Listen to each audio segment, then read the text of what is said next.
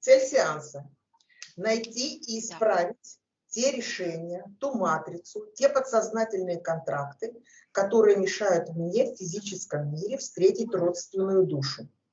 Обрести целостность, гармонию и спокойствие. Аспекты. Принимаю решение убрать первопричину страха перед экзаменами или, например, интервью, проверками на работе. Ощущаю какой-то ступор при чтении аспектов, и во время сеанса пересыхают губы. Приходится их облизывать языком, что мне не нравится, и я испытываю от этого дискомфорт. Наталья, дочь. Я уже отменяла крещение дочери в православной церкви, но хочу убедиться, что так называемые крестные родители, Даниэль, Татьяна, еще девчонка Татьяна и еще какая-то девчонка, не сбросили на дочь свои кармы. Подруга Татьяна опоздала, поэтому при ритуале поп подсунул мне двух незнакомых девчонок лет 12, которые держали на руках дочь. Позже они рассказывали о своей разгульной жизни. Принимаю решение предложить дочери убрать подключки, чипы, импланты, вернуть всю свою энергию, карму за все случаи отбора энергии у дочери, источнику зла и антимира. Татьяна, подруга и одноклассница. В школе мы сидели за одной партой, ее мать Евдокия. В 9-летнем возрасте я с подругой в розетку засовывали спицы, и нам нравились мурашки. Вырубило электричество в подъезде, мы испугались и больше этого не делали. После окончания школы праздновали Новый год в мерзкой компании, где были и незнакомые парни. Когда я позвала Татьяну домой, то она не вышла из комнаты. Я разозлилась и ушла. Когда умерла ее мать Евдокия, то у подруги случилось помешательство рассудка. Она мне не позвонила, на похоронах я не была. Мне сказали о смерти Евдокии, но в то время у меня было боязливое отношение к смерти, и я избегала ситуаций, связанных с ней. И пришла к подруге где-то через 2 месяца.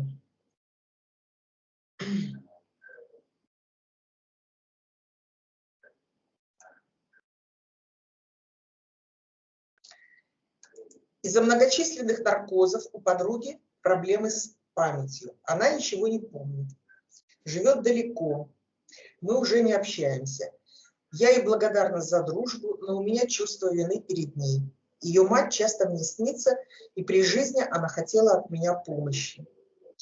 Отказываюсь от неверных решений в дружбе с Татьяной, принимаю решение очиститься от чувства вины перед Татьяной, отпраздновать тот Новый год дома у меня и у подруги, поехать к ней сразу после похорон ее матери, помочь прийти в себя. Принимаю решение передать информацию Евдокии о том, как уйти в светлые пространства, где отдыхают души. Люцифер и Светка. Через яснослышащую лже-подругу Светку Люцифер от имени Иисуса мне провозгласил: «Я не дам тебе мужа». Я плакала и думала, что недостойная. Через 14 лет дружбы со Светкой я наконец поняла, что Люцифер сделал ее яснослышащей в то время, когда она начала со мной общаться, и для того, чтобы управлять мной и калечить мою с дочерью жизнь. Когда я проанализировала жуткие события своей жизни, подстроенные Люцифером через Светку, то я от боли орала, ревела и сожгла на костре ее фото и вещи. Когда я позвонила ей и сказала, что больше не буду с ней общаться, а буду слушать свою высшую «я», то она мне сказала: «Нет у тебя никакой высшей «я», еще с такой злостью». Принимаю решение отменить разговор со Светкой о жизни с мужем, вернуть ей гипноз, найти самый первый гипноз в моем пространстве, когда я потеряла доверие к себе, отменить причину разрешения на гипноз, разгипнотизироваться, убрать все крючки, зацепки и контракты со Светкой, карму ей и Люциферу за вмешательство в мою жизнь. Раиса, гадалка. Она через гадание предупредила меня о том, что бывший муж подготовился украсть дочь и вывезти ее в США. Я это не допустила. Я хорошо относилась к Раисе, поэтому часто гадала у нее, и каждый раз в гадании выходило, что нет никакого мужчины, что я буду одна без мужа. Принимаю решение прекратить доверять гадалкам, убрать недоверие к себе, поверить в себя, в то, что я способна творить свою реальность, в которой в физическом мире я встречу родственную душу и построю истинные любовные отношения. Андрей, 36 лет, пастух. 15 лет тому назад я изучала энергию, которую антимир в то время преобразовывал в дикую. Поэтому я много времени проводила на поле для того, чтобы никто не мог ко мне приблизиться. Но на поле пасли коз. Ко мне подошел пастух, козы чуть не лезли мне на голову, пес ластился к ногам, пастух во время разговора испытал сексуальный оргазм. Сейчас я пастуха опять встретила на поле. Он опять мне рассказал, что в детстве его хотела уничтожить темная сущность, что позже она его еще преследовала, что его за эти рассказы упекли в сумасшедший дом. Андрей попросил меня помощи для своей души. Принимая решение вернуть энергию, потерянную при встрече с Андреем 15 лет тому назад, его душе передаю алгоритм очищения с наших сеансов. Карму Люциферу за использование физического тела Андрея для отбора моей энергии через сексуальный оргазм. Принимаю решение отменить моменты, когда в моем личном пространстве впервые произошло создание портала и подключки для отбора энергии через сексуальные оргазмы. Вернуть свою творческую энергию из всех случаев карму Люциферу. В то же лето, в 2009 году, когда над полем взошла Луна, я обратилась словами к демонице Луны о том, что планета Земля уходит в светлые пространства, а они пусть делают выбор, пойдут в свет или останутся без планеты Земля. В это время рядом летали две летающие тарелки. Принимаю решение узнать, что на самом деле произошло со мной в этот момент, вернуть свою энергию, если была потеряна, расторгнуть контракт, если он был заключен, карму за воздействие и слежку с НЛО, источнику зла и антимира.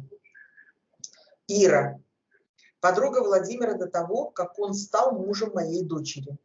Принимаю решение убедиться, что на внуках нет генетической энергии Иры. Если есть, то предложить внукам своим светом очиститься от телегонии от Иры. Очищение от энергии мертвой женщины. В 2016 году в качестве няни ребенка Иры я была в Израиле. Мы жили в квартире, где можно было пользоваться всем.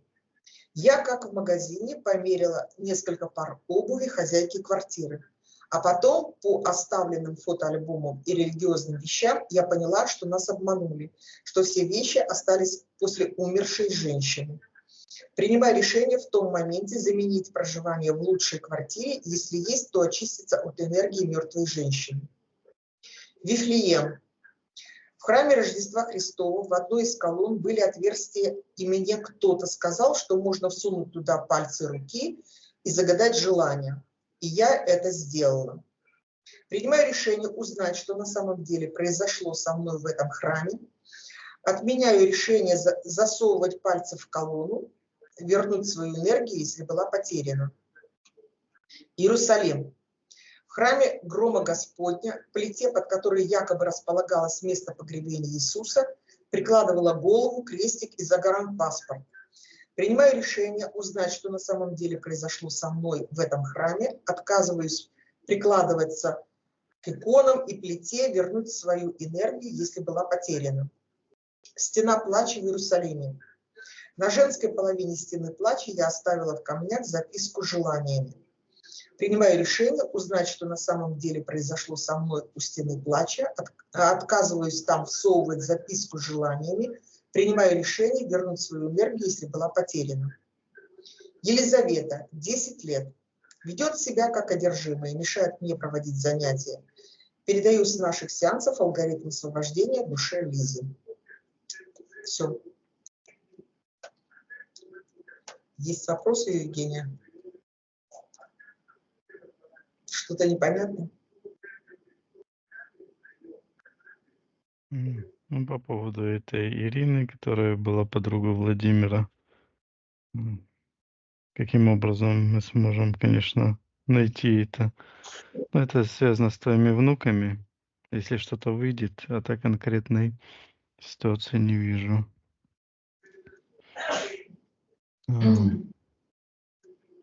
Вот с этим пастухом, как ты хочешь изменить эту ситуацию? Как я хочу изменить эту ситуацию? Ну, дело даже не в пастухе. Пастуху просто передать алгоритм очищения и освобождения его души. Вот. А для меня самое главное это разрушить то, что без моего как бы согласия, ведома был произведен какой-то отбор энергии через сексуальный оргазм. В плане того, что это было не единожды, такие вещи происходили еще и с другими. Я просто-напросто старалась, ну, как бы поменьше общаться с людьми, потому что я видела действие этой энергии, какую я произвожу на окружающих. На мужчин я производила такое действие. Понятно. А то, что ты выходила на поле и там что-то делала с этой энергией, ты в этой Я ничего не ситуации делала с этой энергией. Я пряталась на поле. На поле просто сносили, пряталась? да, я Понятно. просто пряталась. Потому что когда я выходила на улицу, КГБшники сразу же шли мне навстречу, рядом, еще где-то. У меня был очень тяжелый период. Я не работала в это время. Меня уволили с работы, меня выжили с России. Может, надо разобраться, например, что это они так на твою энергию реагируют дико? Это было на предыдущих сеансах. Мы уже Ладно, разобрались с этим. хорошо. Мы с этим разобрались. Я не знаю, публиковалась она или нет. Мы с Хорошо. этим уже разобрались. Раз ты Это так считаешь, это хорошо. в то И скажи, время, пожалуйста, когда я жила в России, когда я уже отказалась от чтения книг района, когда из моей психической энергии делали золото, это все мы уже проходили на предыдущих сеансах. Сейчас вопрос именно о том, каким образом и когда был построен вот этот механизм отбора энергии, вот, и именно таким способом. Хорошо, напомни, пожалуйста, внуки каких имена? Лада и Мгм. Ратмир. Мгм. Ратмир. Хорошо. Виктория, у тебя есть вопросы? Да, у меня был вопрос по поводу цели, потому что, например, вот в цели нет, но есть как бы хорошая цель встретить свою родственную душу. Да, но это будущее. Мы в сессии работаем с прошлым. И одним из ключевых моментов мероприятий, чтобы встретить родственную душу, есть очищение от всего чужеродного. Ну вот почему-то я это не услышала в цели. То есть я слышала, что есть все, ну, убрать все препятствия, да? То есть... Очиститься до такой целостности, О, чтобы можно было притянуть родственную душу. Для того, чтобы я была целостная, и моя душа вибрировала на таких высоких вибрациях, вот, чтобы он мог меня почувствовать, услышать, и чтобы он захотел со мной встретиться, чтобы он меня тоже искал, чтобы у него была такая же цель, как и у меня. Чтобы мы ощущали гармоничность, и было бы очень интересно в физическом мире узнать, что такое истинная любовь. Виктория, ты в эфирном пространстве? да. Что ты видишь? Я вижу какая-то полоса в пространстве черная, как будто бы она сложена с таких механизмов, как механизм. В этом механизме слышу, в секторе магии идет как будто бы какое-то переключение, какой-то вот так как переключатель, еще более черная энергия. Слышу, там это считывается как затык, и в этой энергии, которая идет от сектора магии к сектору принятия решений и принесения в жертву, вот так, то есть жертвенных решений. А спереди лицо Натальи, ее энергия, считывается эфирный двойник, то есть это информация на уровне информации. И вижу, как утекает энергия вот таким ручейком, как в резервуар в секторе интерферента. И течет тоже по такому, считывается, лабиринту сознания, ну, нашей Вселенной, да, и туда утекает вниз, а потом как-то капает. И когда эта энергия капает, она как-то видоизменилась, стала более тяжелой. Какая-то как кап, и поворачивает такой, ну, как механизм, как колесо. Ну и дальше она уже после этого, эта энергия превращается вообще в черную.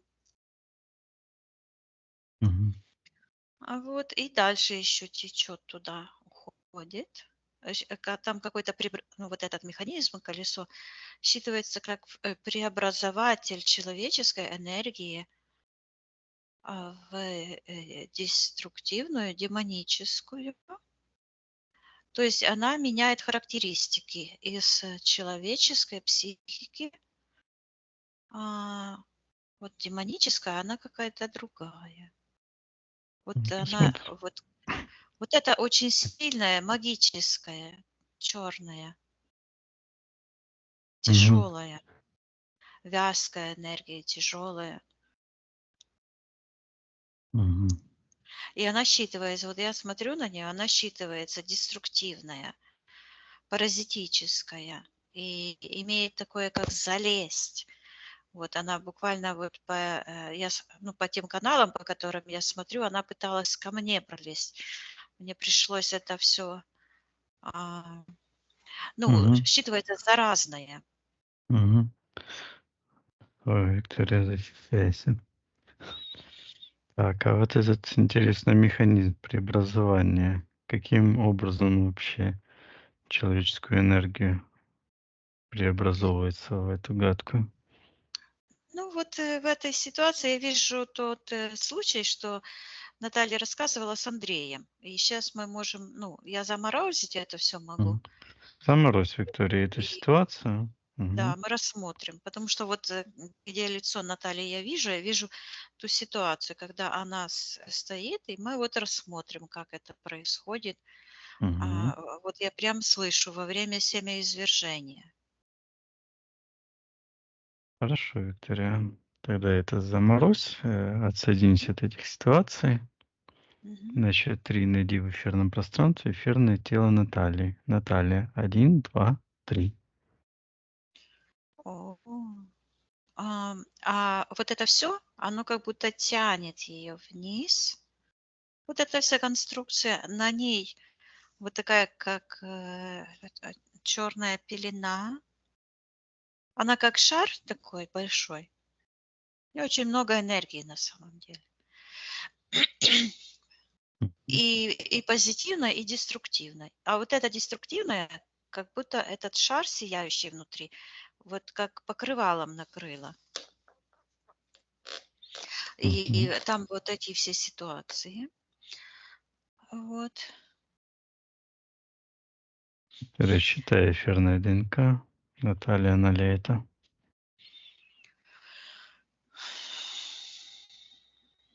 Вот там я вижу, что что-то странное в ее эфирном пространстве, как будто бы где шея, как будто бы она перевернута несколько раз, вот так против часовой стрелки.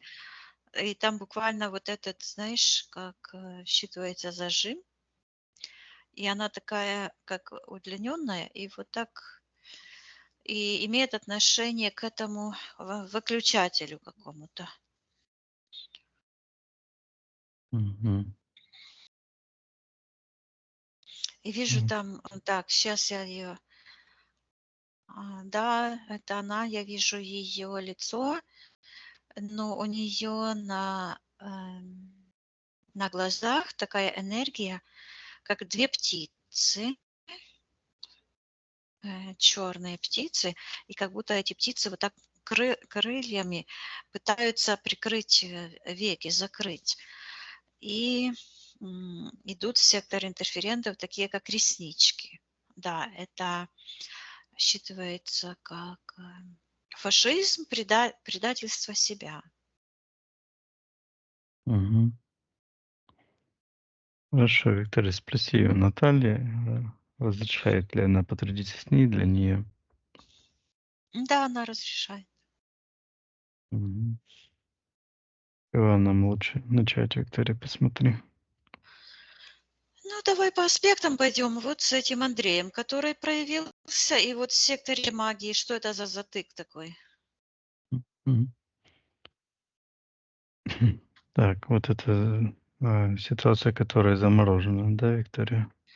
Ну да, вот это, где М. я вижу ее лицо, я вижу, она стоит вот в поле, и как будто бы, знаешь, как будто стесняется, то есть что-то скрывает.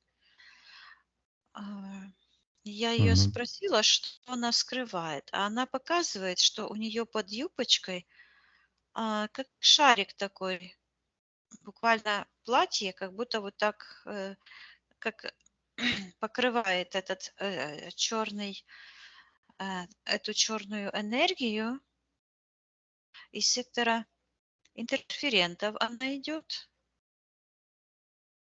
Мгм. вот, и я вижу, что она связана, ну, там такой, как считывается корешочек почему-то, вот так, который хочет, как палочка такая, как бы протыкнуться внутрь. Вот. И это имеет отношение и к сектору магии тоже. И вижу там вот это копошаться кто-то, как будто бы возле оборудования. Мгм. Вижу там, так снял такую фуражку кто-то, Мгм. как военный, что ли. Считывается как КГБ, разведка Мгм. КГБ. Вот. И сейчас я посмотрю, где это они находятся Мгм. физически. Я услышала бой курантов, вижу эту башню Кремля. Мгм. Вот. Ой, М, что они На там делают? Таганке. А что там на Таганке? Отдел. Какой-то секретный отдел. Мгм. Что Вот. они Что они делают? делают?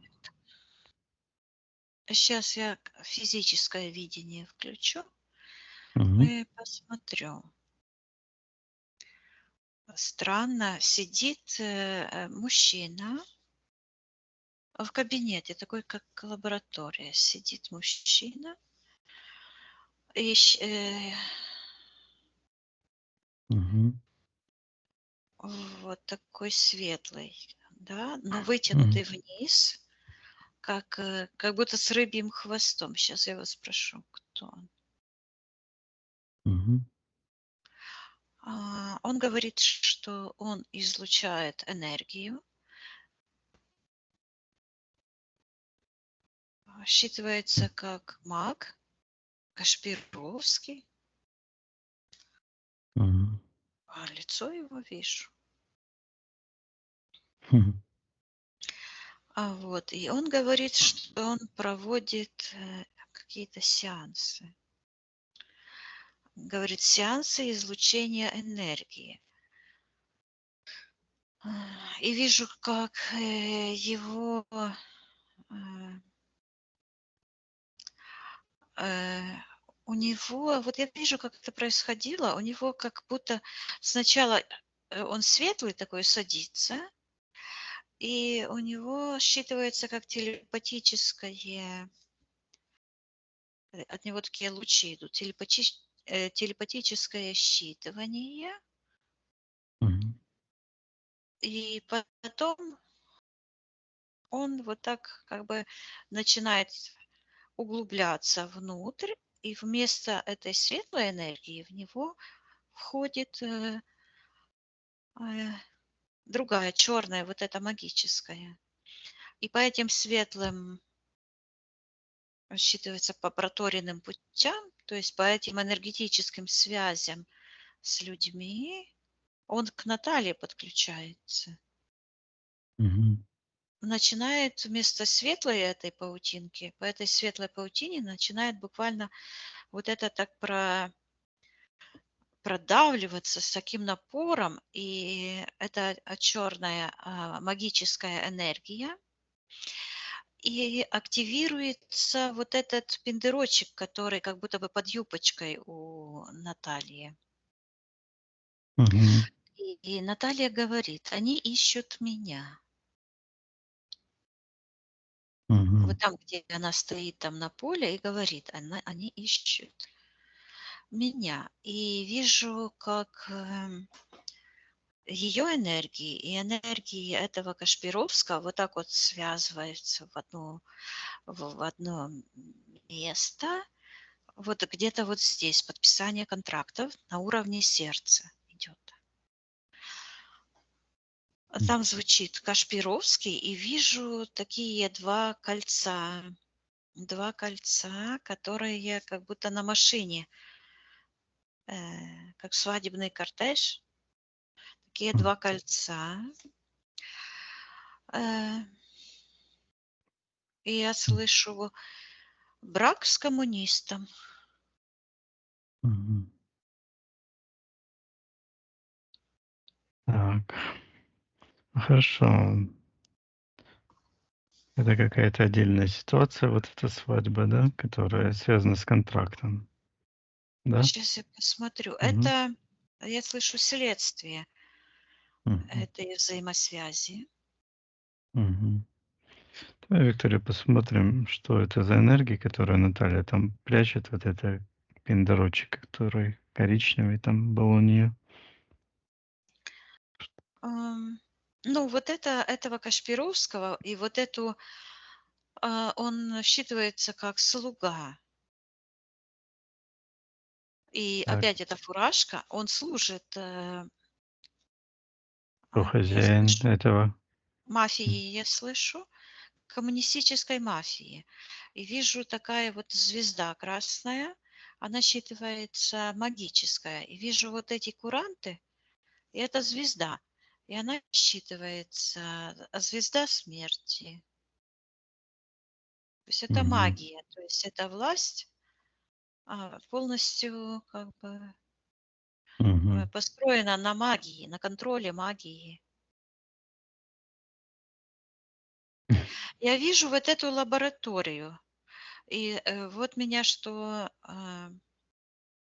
удивляет.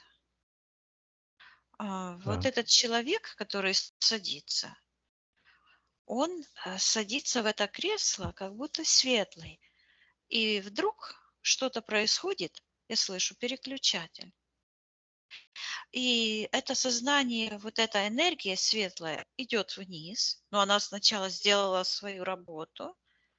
Я слышу, говорит, рассказать правду. То есть он какую-то правду говорит и связывается по этим каналам истины, истинных душевных каналах, которыми связан каждый человек с каждым человеком на земле и с своим первотворцом. По-нашему, это считывается как духовная матрица жизни.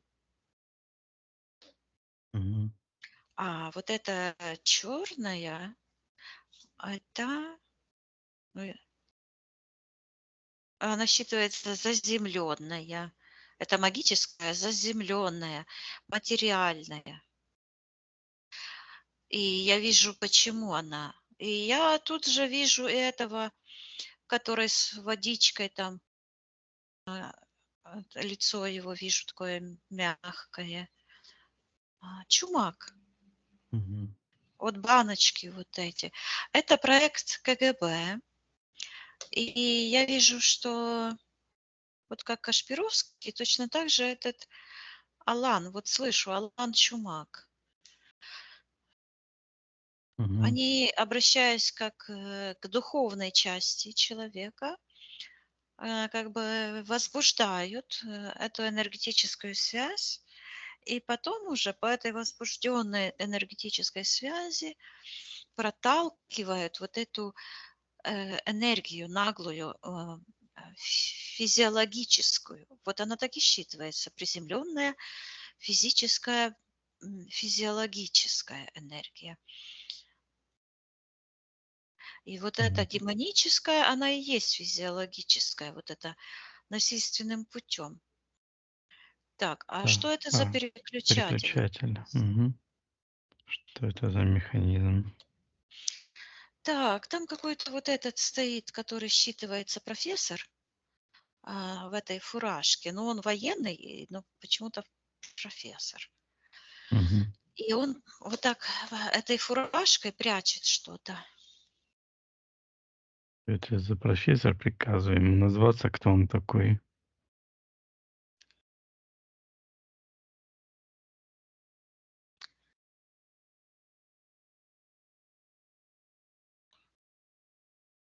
М. Что он там прячет? Приказываю ему показать. Он говорит, но я считываю, что он лжет. Он говорит профессор Лобановский. Но как будто бы это он какое-то имя Прикрытие. чужое, прикрытие, да. Мгм. Вот. И вижу, что там он что-то прячет, и это связано с его шестой чакрой. Он как будто М. бы такой шарик из своей головы вот там прячет под этой фуражкой военной. Мгм. Он говорит, что он прячет союз, потому что я его вот спрашиваю, что он прячет. А он говорит, что союз между ним, он говорит, между мной, ну типа между ним, Мгм. и М. показывает на демонический сектор, паразитический, и говорит и властью Люцифера. Мгм. Так, Э, это как он связан с этим переключателем? Сейчас я хочу М. ему приказываю, чтобы он рассказывал и показывал, каким образом у него М. эта связь произошла. Мгм. Приказывает ему показать, Он каким. говорит, что он это сделал и учит народы, Мгм. населяющие и Советский Союз, и вот так очертания Советского Союза, Мгм. и пробивается вот так как-то в сторону, такой как толчок, Словакия, вот там в эту сторону. М. Так, Вот. а каким образом он это сделал? То, что он учит народу, Он что он говорит, сделал? Да. ритуал посвящения, эгрегор коммунизма, а, мифического коммунизма. И вдруг появляется силуэт этого, который сидит с копыт. Не хочу это слово говорить, потому что опять снимут это На ведь Б? забирают на Б, да. Ага. С копытами, типа Мгм. человек, типа козел, Мгм. сидит на пирамиде власти, и у него на рогах вот эта фуражка, а на голове Вот это как мозг его, это розоватая энергия. Мгм. М. Так. И Он как говорит, этот... что он попытался охватить его разумом, говорит, преисподнюю, поставить на службу, говорит, коммунистической мафии, эгрегор коммунизма. М. То есть получается, что он как бы, ну, типа энергию вот так закручивается. И это связано с этой перекрученной шеей у Мгм. Натальи. Типа пустить реки вспять, дестрой. Вот это дестрой. Деструктивные энергии. Эм, Мгм. Вообще-то, что такое коммунизм? Это вот это и есть фашизм, коммунизм, демонизм. Я вижу, что этот вот рогатый там сидит на этой пирамиде и считывается управление человеческим разумом по Мгм. демоническому вектору. Так, а вот этот профессор, что это за ритуал посвящения он прошел? Что это за ритуал такой был на физическом плане? Что он делал? Приказываю ему отвечать. Пусть покажет. Я вижу какую-то красное, ну, плахта. Это как вот что-то как фартук. Фартук красный Мгм. такой у него. И одевает он во время этого ритуала эту шапочку, как будто бы черную, фуражку. А этот фартук, ой, так странно. Короче, этот его член вот такие Мгм. движения делает, как эрекция. Вот так тын-тын под этим фартуком. И Мгм. это видно сверху. Мгм. А Да. Он И что он говорит, делал? что он М. дрочит на мир. Вот эти капли. Вот. И когда у него это семяизвержение происходит, это момент, сейчас, соприкосновение, момент заключения его контракта на поглощение мира. И вдруг появляются вот эти глаза Кашпировского. Мгм.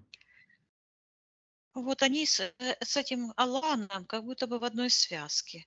Оттуда же и вышли. Мгм. И вдруг, как портал там открывается, и вот это слышу семя зверя, то есть его это семя как будто бы оплодотворилось, считывается самкой. А И кто вот такая этот самка? Бафомет, Мгм. этот же Бафомет, он как будто бы у него там, где он сверху как бы мужчина выглядит, но когда он сидит, то вот это я вижу как женский орган. Вот. Мгм. Считывается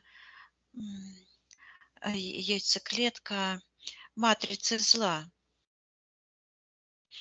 И как будто бы произошло оплодотворение на энергетическом уровне, то есть на духовном уровне, связь энергии человеческой и преображение произошло. Слышу кумир, кумир. Ам, М. А что Кто такое такой? кумир? Кто такой кумир или что это такое? Э, Ну, кумир – это как вожделение, я слышу. И вижу в этом Бафомете лицо Сталина, черное такое, как покрывало. Оно как-то вот так идет от сектора магии. И завязана эта вся штуковина на ритуале, считывается самопосвящение кумира народных масс, народов мира, вот этого Сталина. Это Мгм. подтверждение. этот вот, ну, когда я смотрю на него, то я слышу Лобановский. Вот. А этот Сталин, м, он тоже там такая, в такой папахе, странной, как будто бы из барашка сделана. Такая, считывается горец. Мгм. Стоит в такой папахе и такая же кучерявая шапка у него. Так, Мгм. Это этот Джугашвили?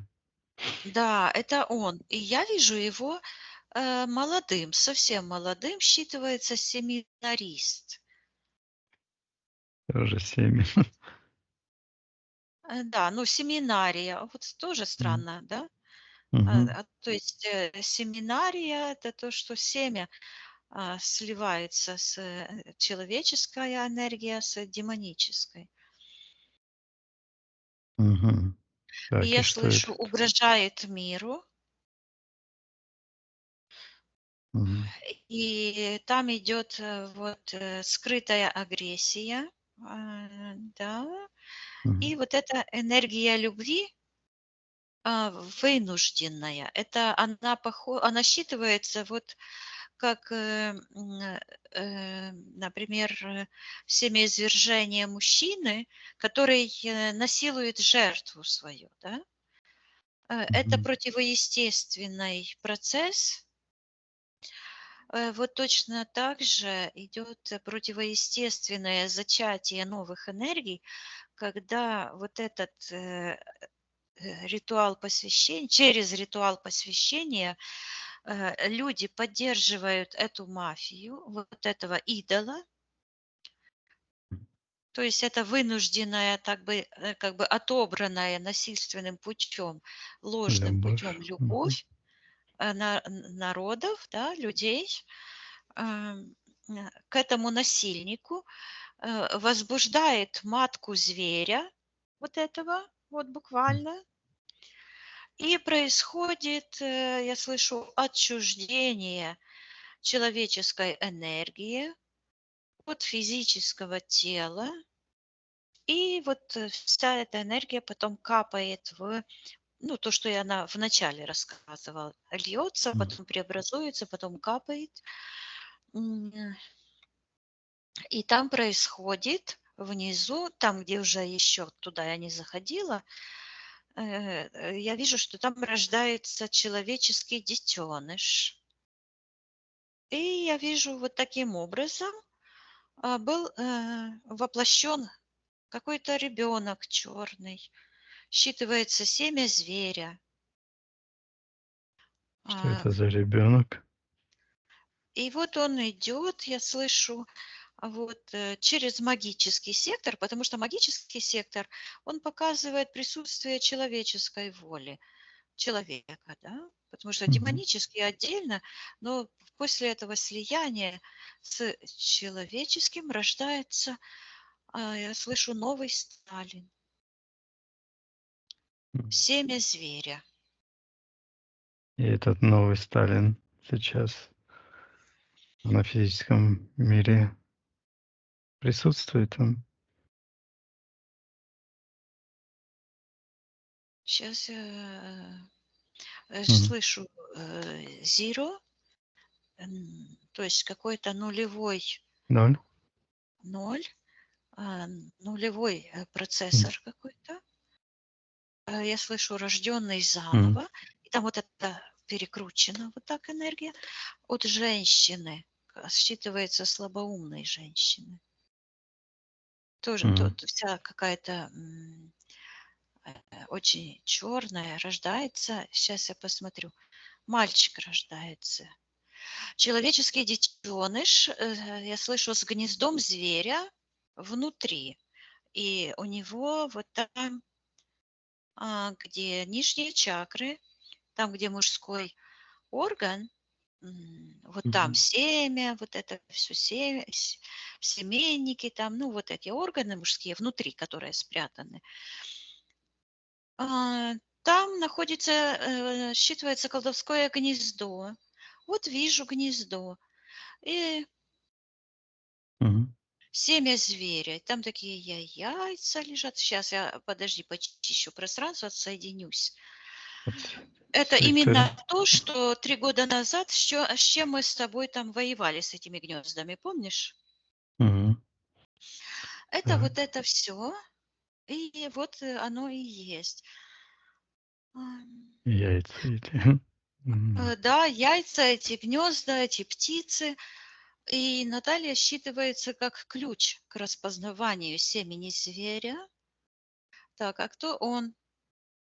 Мгм. Считывается Илья, но почему-то Илья, а, он как будто бы и льет воду из кувшина. Вот, Илья, Мгм. я слышу проект «Цельнозор». Мгм. И это все связано с этим колдовским эгрегором, и это он кремлевская секта. Ну, раньше я это просто считывала, а сейчас я просто вижу, как это магическая, коммунистическая власть привела к жизни. Я слышу человек, мор населения, мор, Мгм. выморить. Вот. И Так. я Так, а почему именно его? Вот этот, идет его посвящение как горца. А, Он сделал как бы он сделал первое посвящение, когда был студентом в этой семинарии, молодым. Мгм. Считывается Академия магических искусств. Таким образом, он стал властелином в Кремле, и с этим связано, вот я вижу, там этот мавзолей, как пирамида. Мгм. И эта пирамида, как будто бы он поставил вот эту пирамиду на этого человека, который там лежит. Ленов Ленин. Да, а он там ходит, он привязан, он ритуалами привязан, и он там до сих пор, они же сказали, Ленин жив, и он М. никуда не ушел в другие пространства. Я вижу, как он к ногам такая привязка черная, а он там себе по мавзолею ходит. Вот. И Воротенько. у него кармическая, его там держат, как считывается, как в заложниках. Вот. М. Ну а как они вышли на Наталью и почему? Мгм. Да, ты сказала, что Наталья как ключ к распознаванию зверя. Да, Что это обозначает? Что это за ключ? я сейчас у них спросила, почему они ее, ну, Я во-первых, ищет. не только Мгм. ее они по этим каналам нашли, но мы ее рассматриваем. Ответ идет, что она увлеклась энергиями, тем, чем человеческий мозг не в состоянии постичь. И зацепку я вижу, вот они стоят в коридоре, в подъезде. Мгм. Я спрашиваю Наталью, что она делает, когда вот эта дрожь такая идет.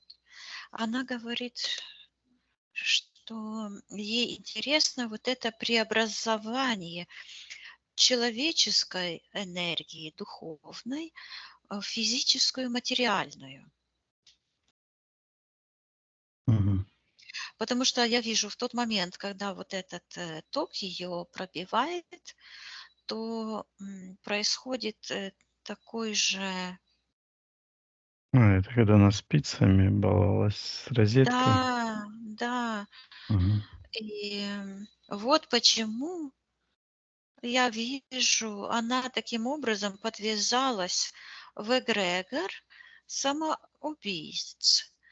Я вижу вот эти, опять же, такие оранжевые энергии, и вижу там этот эгрегор внутри этого шаманского коммунистического эгрегора, когда убивали осужденных на смерть ну, электричеством.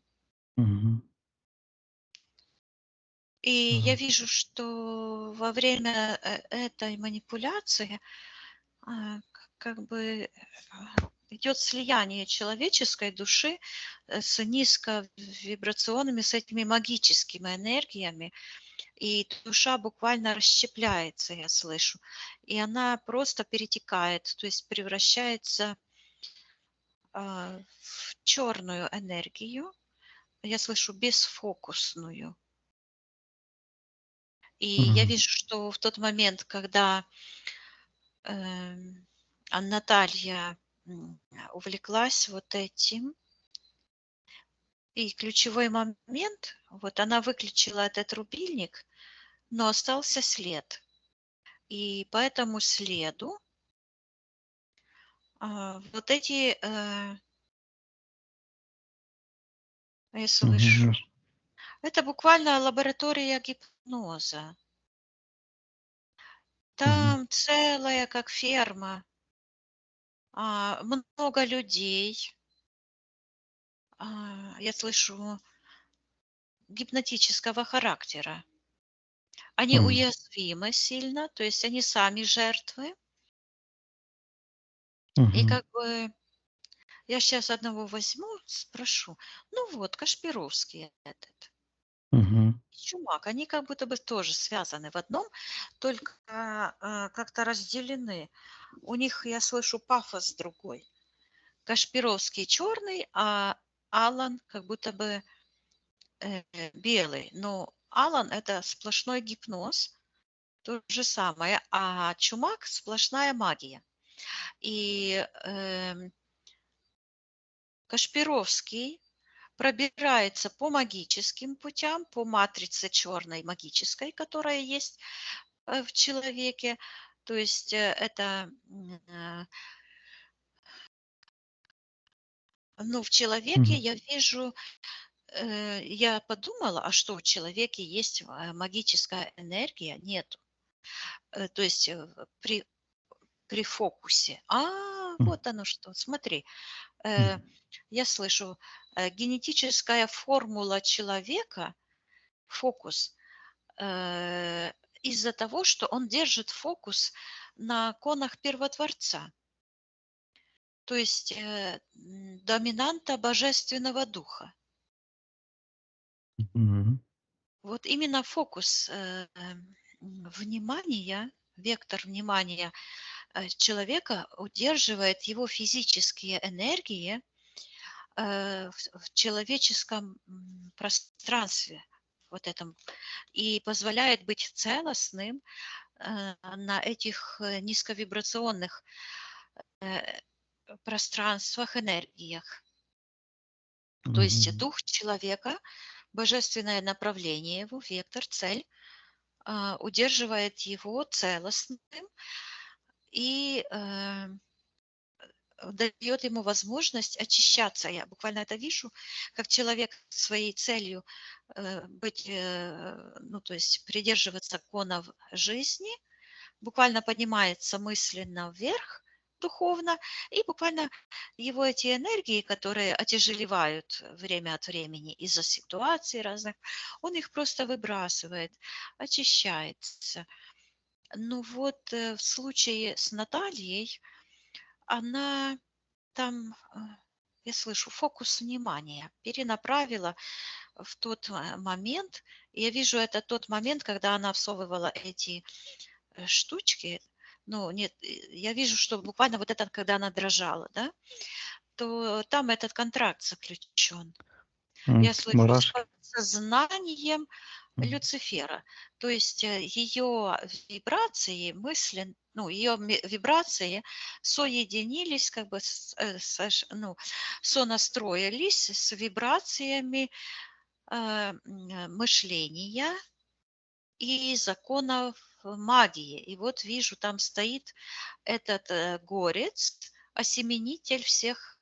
Он же так и говорил. А люди же не понимают эту мафиозную пропаганду, да? Мгм. Это магия. Он говорил, что он корифей всех наук, всех магических наук, да, Мгм. и он отец всех народов. Он всех поимел. Мгм. Мгм. Ну да. Да, и кто-то там, как кукушечка, спрятался в секторе магии за такой дверцей. Я ему приказываю отвечать, кто он такой и что это он там прячется. Мгм. Приказываем ему говорить, что он там прячется, что он делает. Это Кашпировский, его темная часть, его тень. То есть его эго, его матрица антимира говорит, что он прячется от лобызателей, он так говорит, от лобызателей истины. И я спрашиваю, какое отношение к этому имеет Наталья и что он делает в пространстве Натальи. Мгм. А он показывает контракт. У Натальи вот внизу, как бы под ногой, под правой, где-то там, контракт, как такая дверца. Вот как кукушечка выпрыгивает. Ку-ку, ку-ку, и спряталась, да? Мгм. И вот такая плита черная сейчас перед э, лицом Натальи, под ногами, в нижнем пространстве. То есть вот это все, оно происходит, знаешь, вот это как разделение. Наталья вверху в человеческом обществе, а вот это демоническое общество, энергетическое, духовное. И это все вот так связано, вот эта матрица антимира, да, и эта матрица вот так как тянет ее вниз, не дает очиститься. И я слышу Цельнозор, Илья Цельнозор, пришелец, в его ДНК присутствует это. Вы здесь, ребята? Да. Мгм. Пришелец. Да, он пришелец. Так. Он рожден не по Мгм. конам живой материи духовной, а по законам, слышу, антигравитации, антиматрицы жизни. То есть по Мгм. этим магическим, ну, законы этого антимира, как мы говорим, это магическая, психологическая матрица. Мгм. Виктория, секундочку, заморозь ситуацию. У меня здесь какой-то телефон пиликает, мне мешает. Сейчас я его найду. Так, Полминутки. да, Мгм. замораживаю. Заморозь всё. Сейчас я.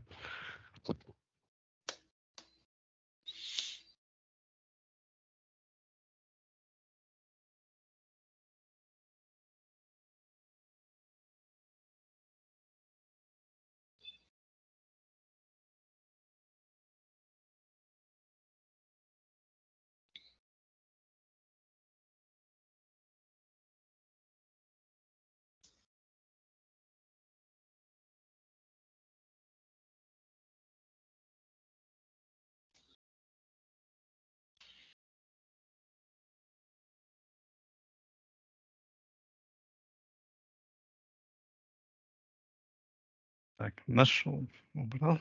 Мгм. Так, что ты сейчас увидишь? Ну, я тут там Алан в ее пространстве, Мгм. чумак, и от него идет вот так вот свет, свет. И такой гипноз, и вижу эти, как импланты на глазах, в глазах Натальи, считывается превратный свет. А от этого горца Мгм. он Атали. считывается разрушитель семей. На седьмую чакру вот так как бы механизм такой положил М. Наталье и как голову разворачивает, вот, считывается семя дьявола. Мгм. И с этим связаны все эти импланты, и вот эти реснички так называемые, и вот этот пиндерочек, который она девственница была, но это уже шла вот это насилие по отношению к ней. Мгм.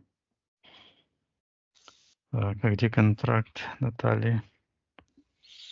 Вот. Контракт — это плита, которая вот лежит и связана с этой кукушечкой, которая там выглядывает. Мгм. И там я вижу этот ритуал в этой кукушечке, то есть эти все энергии, они слились. Почему коммунизм? Они же сказали, все общее, общак. Это же все по принципу демоническому. Вот. И вижу, это связано, то есть это притянулось на тот ритуал этого Лобановского, что он там Мгм. делал. И Лобановский сделал свою, я слышу, мафиозную карьеру э, Мгм. вот на культе Сталина. То есть он продолжил дело этого Сталина. Понятно. Тоже Вот. гипнотизер. Да, сейчас я это все, оно замороженное, вот такое Мгм. все нагромождение. Я Натальи спрашиваю, видит ли она, что происходит. И я вижу, что в тот момент, у нее она сильно начинает увеличиваться, энергия к ней возвращается. Это накладка на голове большая такая, как бублик такой, уменьшается. Вот. Мгм. И я вижу, она убегает, она была загипнотизирована в тот момент, когда она стояла и смотрела на Андрея. То есть она стояла как вкопанная, как загипнотизированная. И с другими мужчинами то же самое было, да, потому что срабатывала программа, и подсознательно это эти демонические энергии, которые она, считывается, воспитывала в себе, да, то есть она как будто бы была хранительницей их.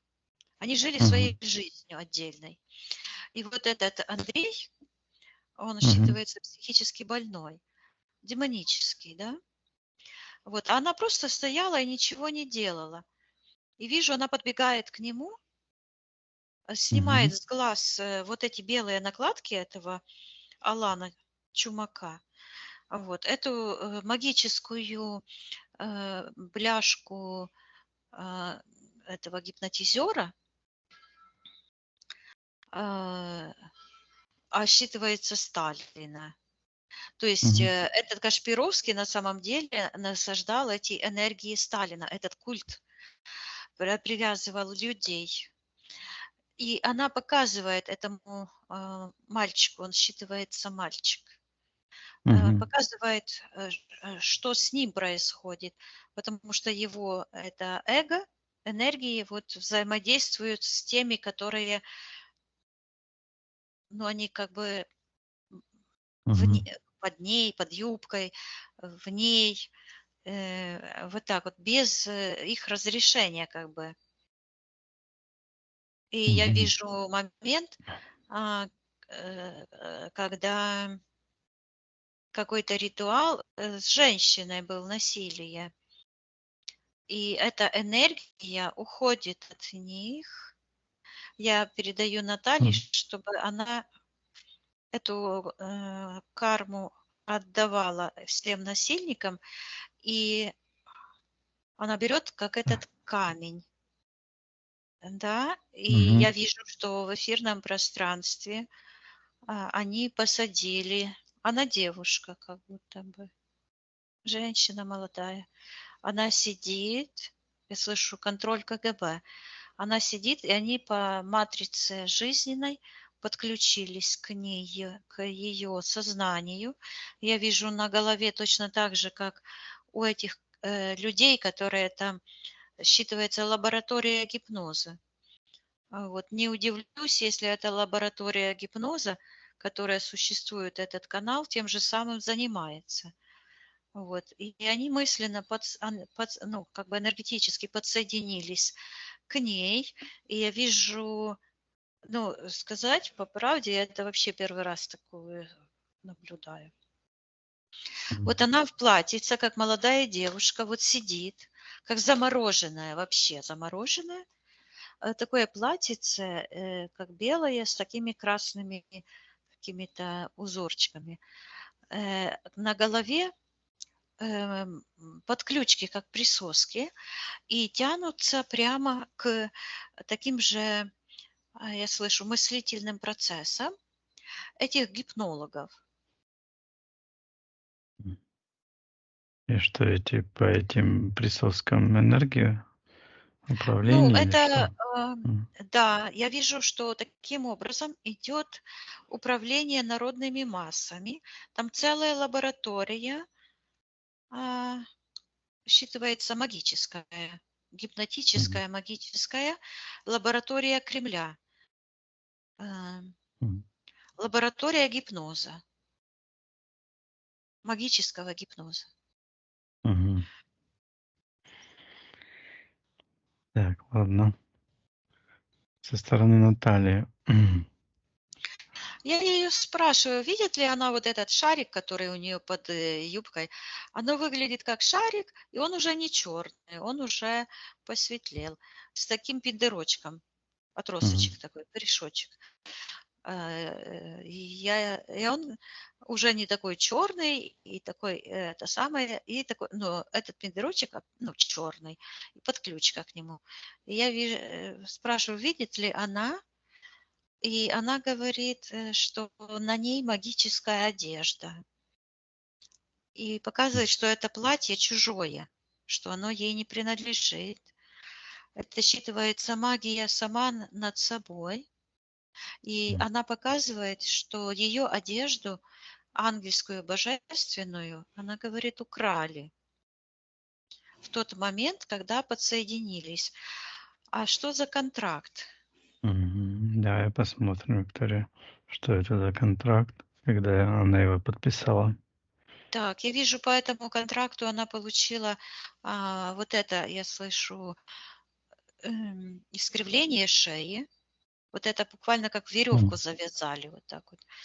Потом это на глазах, на седьмой чакре. И вот этот шарик с пиндерочком. И она вот так берет вот этот, он уже уменьшился, стал как будто бы там в шарик налили воды. И с таким вот этим отросочком черным. Она так взяла на руки, он уже стал маленький.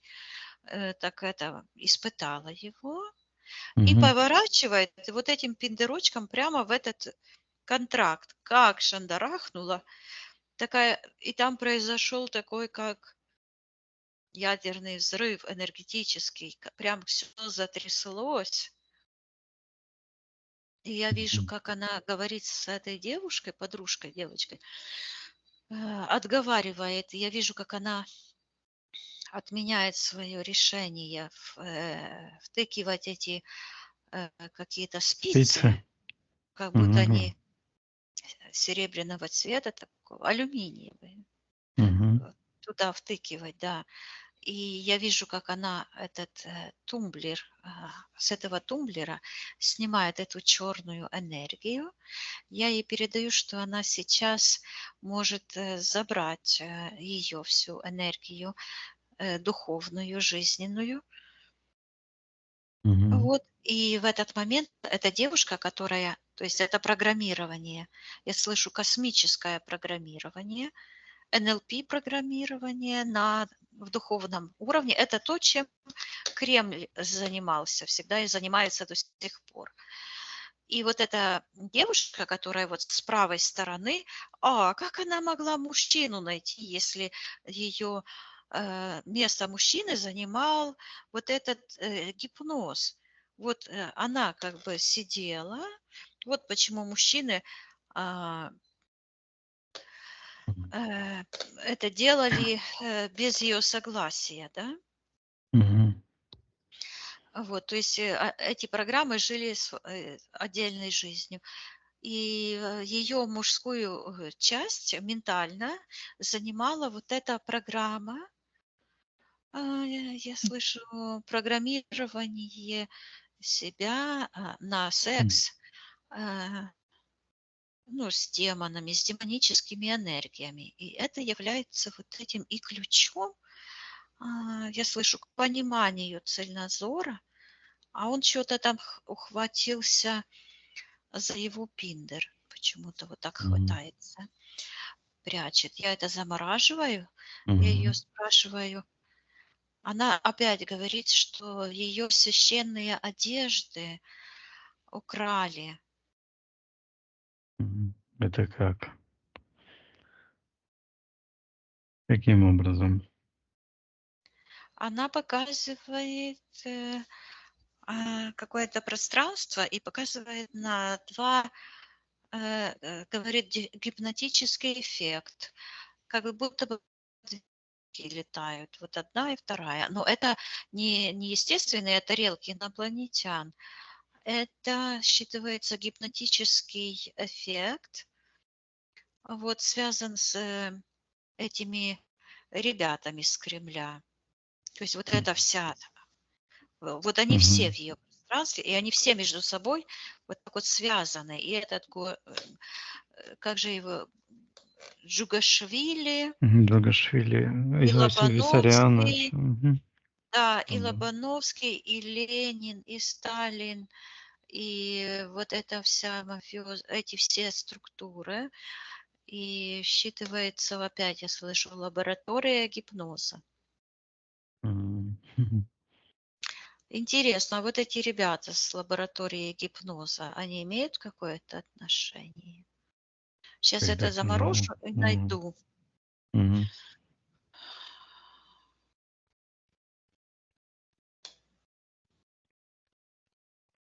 Что у них за связь? Ну, они говорят, что мы их дети, да. Это все кремлевская, я слышу, Мгм. похоть. То есть это связывают через эти гипнотические каналы. Ну, да, оно же так и работает. Вот эти все визуализаторы, которые выдают себя за телепатов, они, то есть гипнотизеры вот эти кремлевские, они работают осознанно, как Илья Цельнозор. Он же и говорил, я пришелец, он же правду говорит. А то, Мгм. что люди не умеют слышать и распознавать, это уже их проблема. Точно так же лаборатория гипноза. Они же говорят, мы тут лабораториум вас, как подопытных крыс. Мгм. Мгм. Ну да. Вот. Ладно, Виктор. А М. это все секты, которые продуцируют этот Кремль. А вот Мгм. эти ребята из лаборатории гипноза говорят, что они дети. Мгм. Он наследники. Понятно. Да, да, да. То есть, и я вижу, как они выглядят, как, ну, все абсолютно магические черные, считывается, потерявшие свои души, а их души вот так вверх ногами за ноги висят в том пространстве. Они считываются неосознанные идиоты. Почему Мгм. так? Потому что они пошли по, я слышу, по их похоти. Материальная заинтересованность. Продали М. душу. У них всех контракты, и они все вот так в рядочек там висят за правую ногу подвешенные. М. Вот. Понятно. Так, ну хорошо. Давай, Виктория, посмотрим, каким образом Наталья отдала, то есть позволила отдать одежды праведности. Так, я ей передаю сейчас, чтобы она полностью отменила тот эмоциональный, я слышу, момент похоти, желание преобразования этих энергий. И я вижу, как она с этой ситуации буквально вылетела. Мгм. Она отменила этот ритуал восхищения низковибрационными материальными энергиями. То есть я вижу, Мгм. что электричество физическое, оно вот она отказывается от преобразователя, она говорит, энергии, и я вижу, как она выпутывается с этой матрицы и снимает с себя эти э, подключки, они оранжевого цвета, и они Мгм. притянулись, я слышу некрасивая. Мгм. О, вижу в секторе магии. Она смотрится в зеркальце и говорит сама себе некрасивая, гипноз. Сама себя гипнотизирует. Да, Мгм. и поэтому это все притянулось. Я ей передаю, что она пусть посмотрит на свою духовную красоту, потому что вот эти... Это ярлык некрасивая. Некрасивая для кого? Мгм. Я ей показываю, вижу пример, когда я ей показываю вот этих красивых девушек, которые на самом деле красивые, потому что молодость всегда красивая. Вот, которые губы себе такие жуткие делают, брови, там еще скулы, ну, вообще, вот, фигуры портят операциями, там все такое. На самом деле они красивые, но это ярлыки. Я ей передаю, чтобы она осознала, что она может сейчас отменить. И я вижу, как она то зеркало буквально вот так перекручивает. Мгм. Вот. И шея у нее вот эта, как сухожилие, отпадает в сектор магии. Она саму себя гипнотизировала. Я ей передаю, что она сейчас может этот момент отменить. И я Мгм. вижу, что вот этот контракт, он выглядел вот так. Я уж извиняюсь за подробности, пусть меня дорогие зрители простят, но это вот выглядит как гипноз, такая как женская это Мгм. Гениталии. гениталия лежит вверх М. ногами, вот так вот, такая гипноз, белый цвет, гипноз, а вот этот черный как будто бы туда входит, этот ключик, да, и Мгм. держится оно на гипнозе, я слышу, не восприятие себя как духовную личность. То есть она смотрела на свое Физическая оболочка. материальное Мгм. отражение, да. А почему она не видела духовную свою красоту? Есть ли зацепка? Есть, я вижу маленький ребенок, она кушает вареник или пельмень, что-то такое вот, с мясом Мгм. кушает. И, ну, в ручкой держит маленькая, Мгм. и мама стоит. А она вся замурзалась, вот это вот масло, знаешь, это Мгм. ротик. Ручка такая жирная. Боже мой, какое маленькое дитё. И такая какая-то черная энергия возле этого всего. Я слышу материнский упрек. Мгм. А мама ее говорит плохо на нее. Говорит, замурзалась.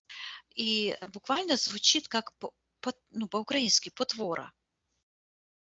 Мгм. Потвора– это превращенная.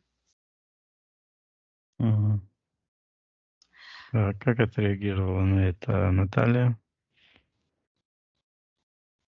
Она говорит, она так смотрит и говорит, что я поверила.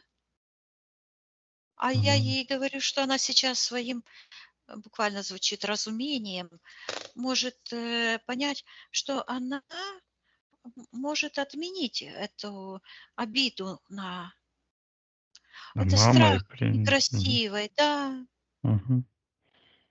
что она может,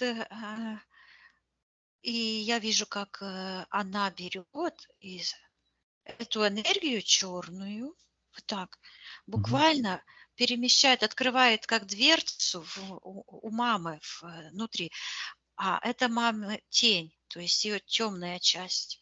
И она вот этот упрек туда запихивает вместе с этим вареником. И сидит, я вижу, чистенькая такая за столом, а это Мгм. не мама. Это детский сад, по-моему. И эта Мгм. женщина Евдокия Мгм. звучит.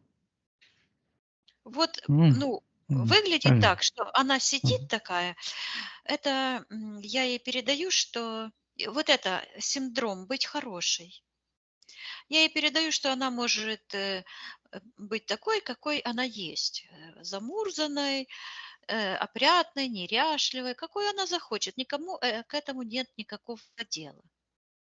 Мгм. И она вот так отдает этот вареник этой какой-то Евдокии и говорит: забери свой вареник.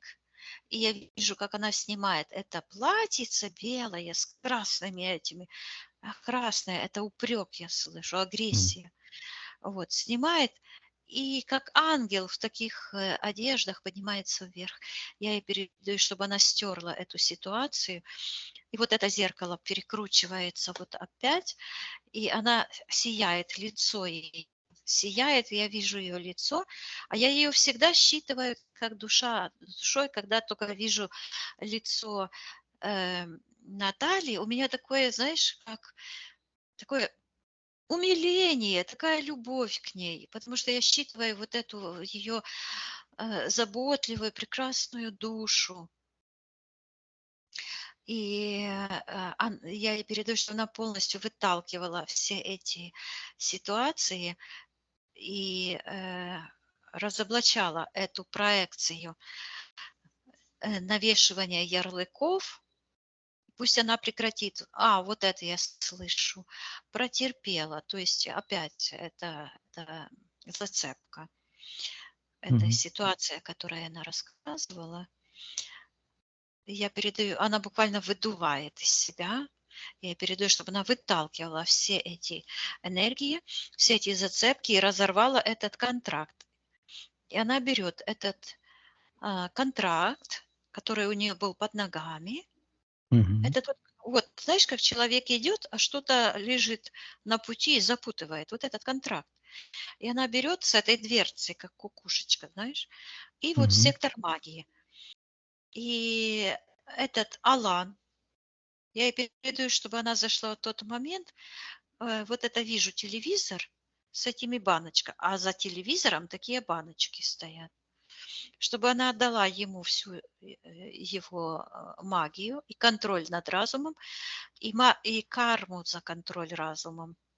И этому гипнотизеру, страшные глаза у него, Кашпировскому. Кашпировскому, вот пусть забирает карму за насилие, Мгм. эта черная энергия уходит, а она подтягивает энергию, я слышу, потерянной судьбы из Мгм. сектора магии. Мгм. Считывается родословная, род, и он выглядит, эта энергия, вот как будто бы человек вот так согнутый, вот как у нее это было там, покрывало наброшено, а это только вниз проекция, как будто бы в таком, ну как ткань такая большая, человека завернули в узел. М. Вот, считывается потерянная судьба, и я вижу, как эта связь идет, вот, и много слез. Я вижу вот это, бух, машина с этими кольцами черная остановилась, и выбежал кто-то, дверью стукнул. Какой-то мужчина чернокожий и М. кричит: она не моя жена, она фиктивная жена. Вот. Что Сейчас это я, обозначает? сейчас я посмотрю. И вижу, Наталья выходит с другой двери. Я слышу с двери невесты, с этого автомобиля. И отстегивает вот этот автомобиль с этими кольцами, вот от сердца, от своего. Мгм. Я ей передаю, чтобы она стерла все эти, опять замочная скважина, так. М. Что это, портал? Виктория, Сейчас я замочная посмотрю. скважина. Замочная скважина. Под ногами у нее как замок амбарный. Мгм. Вот. И вот этот пиндырочек притянут, и там находится в секторе магии считывается Илья Цельнозор, такой махенький такой вот, Мгм. носитель генов Люцифера. Мгм. Есть ли у Натальи с этим Ильей какой-то контракт? Я вижу, она берет в руки такой, как круг большой, и он похож на такой кружок, который некоторые вешают для, ловитель снов, я слышу. Такой Мгм. кружок с таким, и одно перо такое там. И я ее спрашиваю, что это. А она говорит, что вот это перышко, которое там это, Мгм.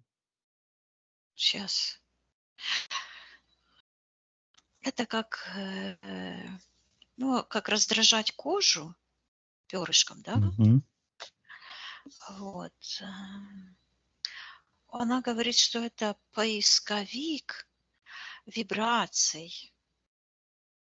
И я ее спрашиваю, когда она впервые вот, присоединилась, когда появился этот.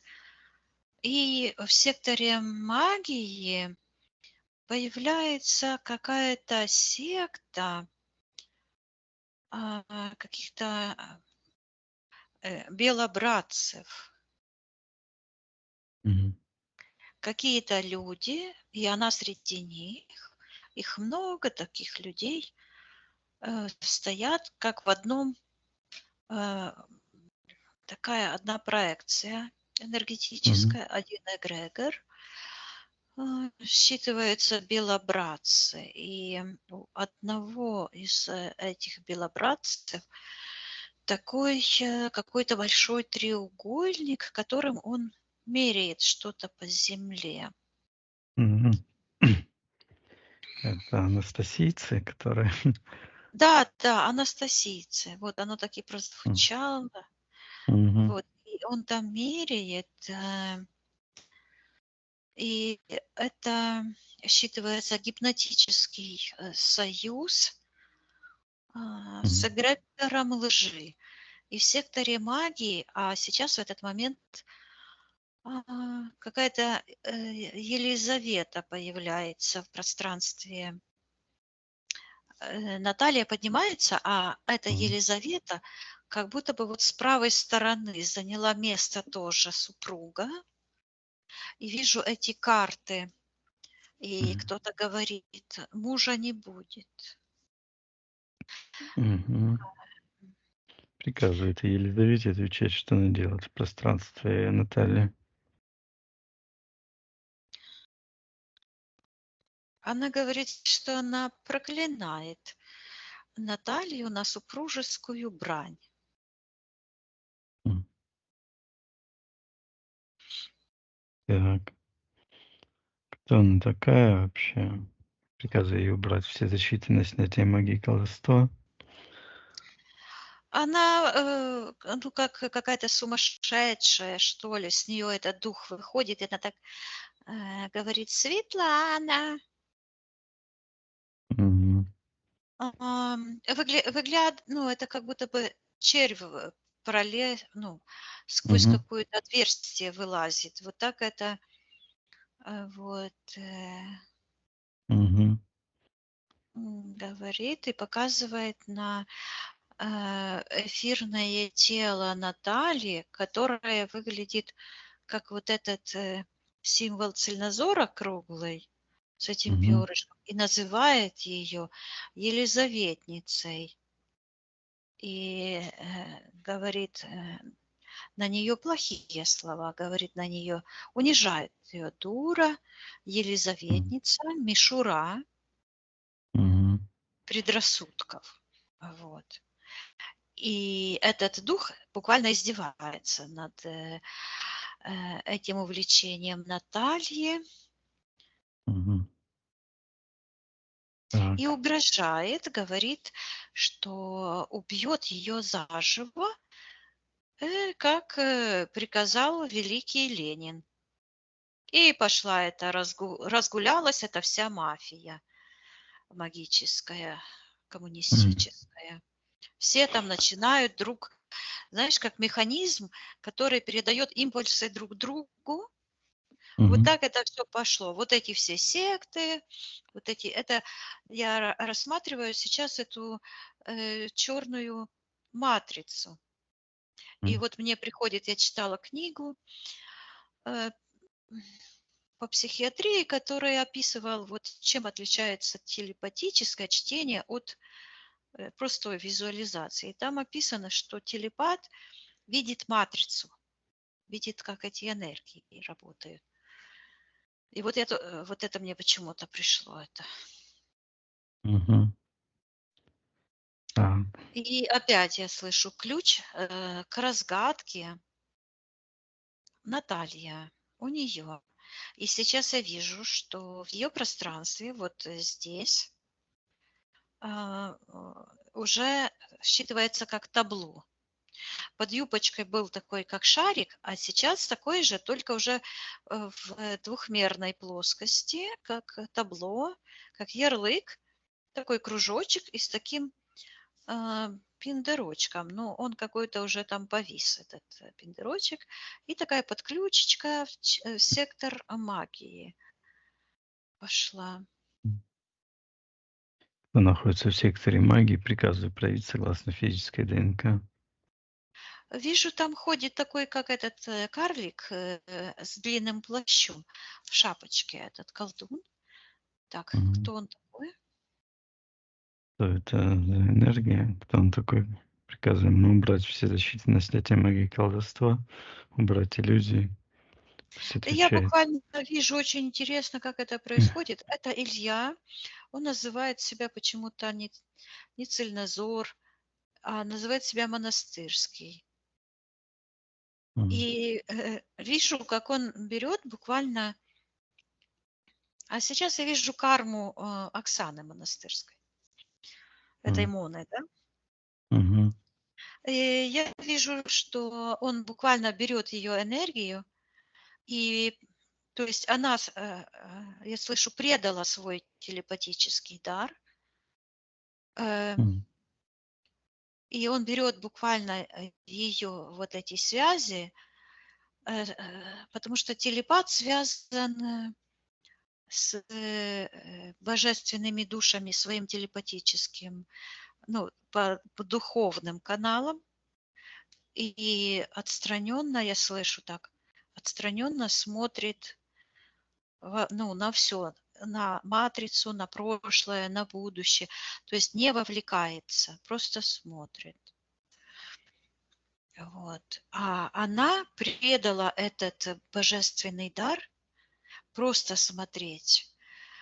И вижу, когда она начала вот это соединять, буквально я вижу, как она связывает на эти божественные волокна сознания, божественных душ, привязывает к ним этих демонов, помощников.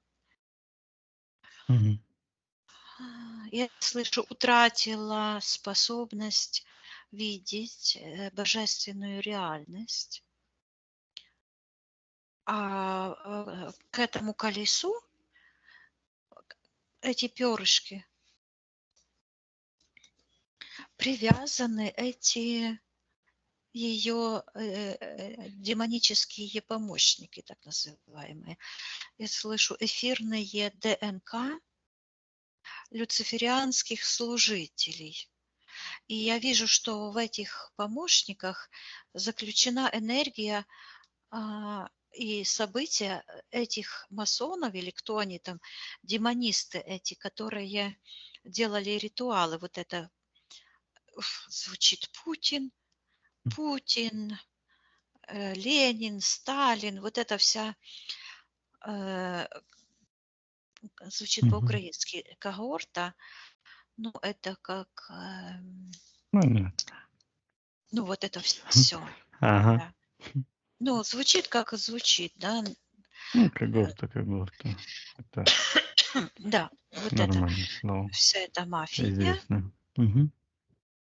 И Наталья вдруг это начинает видеть и смотрит, что вот это кольцо, это не, ну, не кольцо, а этот трафарет, в котором эта вся информация, которую я только что рассказала, вдруг тянется в такой портальчик за ее спину. Я слышу предательство себя с 2 проститутками. Мгм. И вижу какой-то собор, и там 2 девочки, но они как бы девочки, молоденькие, Мгм. но они почему-то все черные, у них подключки к демоническим структурам, к этим, ну вот Мгм. эти вверх ногами, которые... Мгм. э, Я Так. слышу ритуал посвящения в дети Мгм. Люцифера. Это крещение какое-то. Ну да. Так, это Это значит. православная церковь. Мгм. О, православная Крещение дочери. церковь, Мгм. она, я вижу, считывается как вот это. Он Мгм. вверх ногами лежит. Мгм. Вот, считывается проститутка Кремля. Э, И она связана, эта вот штучка, ну, это женская, скажем, фигура, Мгм. объект этот связан, я вижу, я слышу, с монстром. Это женская энергия, а это идет с монстром преисподней. И вижу, связано напрямую. Он как будто бы вот сверху вот Мгм. так воткнулся в нее, и идет эгрегориальная структура, кремлевская связь с Папой Римским. А Мгм. Папа Римский и эта вся а, Когорта. считывается шобла, Мгм. а, вот это Рим. Это Мгм. как мужская часть, и все вместе соединено в эту эгрегориальную структуру семьи. Мгм. Так. Мгм. Семьи по образцу демоническому. Ну и теперь понятно, зачем демонократы продвигают вот эти проекции ЛГБТ. Да? То есть Мгм. это разврат. Я слышу развратить человечество, увести в сторону от, да, я слышу, прелюбодеяние, потому что у них гнездо. Мгм. Это Так, понятно. Во время этого крещения с этими там 12-летние девочки, вот эти с разгульным образом жизни. А, какая ситуация? Видит ли Наталья всю эту ситуацию? там какая-то считывается загвоздка идет, Мгм. В чём? какая-то загвоздка, а, как огромная птица какая-то, как будто бы клюв, тело ее находится, извиняюсь, Мгм. как цапля. Ногами Так. стоит в секторе магии, закрывает Наталью крыльями, а где правая нога, так внутрь, вот это длинный клюв, цапля, я слышу, достает ребенка. А кто кого там крестил? Я что-то в этой ситуации только этих М. девочек вижу, а Наталью вообще не вижу. Окрестили дочку, Натальи, тоже Наталья. Она пишет, что должна вот крестить ее Татьяна, но Татьяна опоздала, и поп подсунул этих, 2 незнакомых девчонок. Так вот, загвоздка в чем? Какая-то загвоздка. Мгм. Сейчас я посмотрю, кого держит эта цапля там в секторе интерферента. Ам, я слышу подмена, какая-то подмена, какой-то ребенок, и опять вот это как в таком этом, Мгм. ну, как торбочка или как это, узелочек такой завязанный. Мгм. Так, именно ребенок. Я слышу Так. подмена понятий, подмена. И там кто находится? Я вижу ситуацию, там находится Наталья наша и отдает своего ребенка. Я слышу в руки проститутки. Мгм. На что согласилась Наталья, когда это произошло? Она говорит переподключить мою дочь к эгрегориальной структуре. Говорит, показывает на эту всю мишуру. Мгм. Путин, Сталин, это все. И Мгм. показывает, и там звезда такая вот эта красная, которую я видела. Говорит кремлевским шутам. Мгм. А кто такие кремлевские шуты? Такие. Она говорит КГБ и показывает священников, которые ходят туда-сюда, как-то считывается, снуют один за другим. И все читают такие книжечки. Я слышу молитвенники КГБ. Мгм. Ценное И я вижу, указание написано КГБ. да, Мгм. и я смотрю, а у них у всех погоны под их одеждами. Мгм. Считывается молитвенная пропаганда. Мгм. Поэтому они все эти церкви ставили, потому что управляли ими. И опять я вижу у них это, где они там ходят, вот это как женский орган, как, это как магнит. Мгм. Это у них. И они, вот я слышу, говорят, «Мать Россия». То есть на этом религия их построена на этом политической этой, а, как оно, Догме. оно пафос считывается, Пафос. Мгм. политический пафос. Мгм. Вот оно что. Ну, правильно. Где Россия? Вот Грузия. Вижу, этот грузин стоит там. А Россия-то где? Мгм. Что это Вот я обозначает? вижу, я Мгм. ищу. Потом Мгм. нахожу, слышу Чувашия. Потом за Уралом какая-то большая, слышу, народность, Мгм. ключевая. А Алтай. Россию, Что? да, а России я что-то не могу найти сейчас. Сейчас я смотрю, где Россия.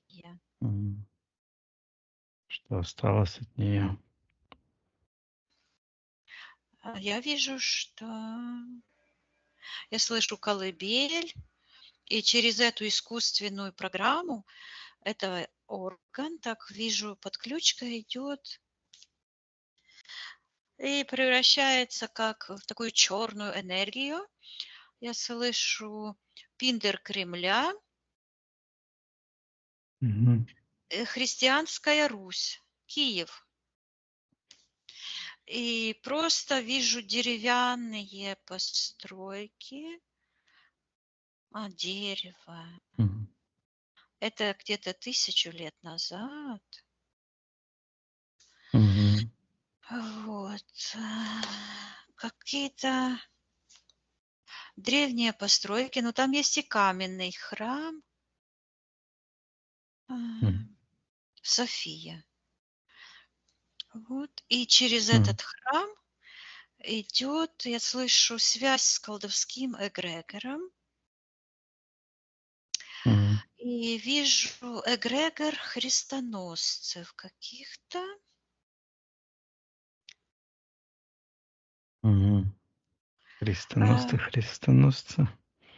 да, Мгм. это Это связано с Там. походом. Мгм. Походом. Византийская власть. И я слышу, что это идет как бы а, желание каким-то образом подключиться, перенять славу византийской власти. И я вижу, слышу корни. Я вижу корни, византийская власть. Мгм. И там слышу Константин. И дальше так черные корни пошли сбоку. Э, И вижу там пень, отрубленный пенек. Мгм. И дерево вот так держится на таком, как на коре, сияющее дерево, один пенек сияющий, а дерево вот так поверженно лежит. Мгм. А вот этот корень черный считывается люциферианская власть, э, и это... А зачем это? Мне это видеть? Мгм. Что это? Мгм. Где ключ? И вижу, что под этими корнями, а эти корни как бы сплелись от этого сияющего дерева, которое очень громко говорит. Мгм. Он говорит, этот пенек светлый, на которой сбоку так вот черная, а этот светлый буквально кричит, говорит, миссия спасения, миссия восстановления.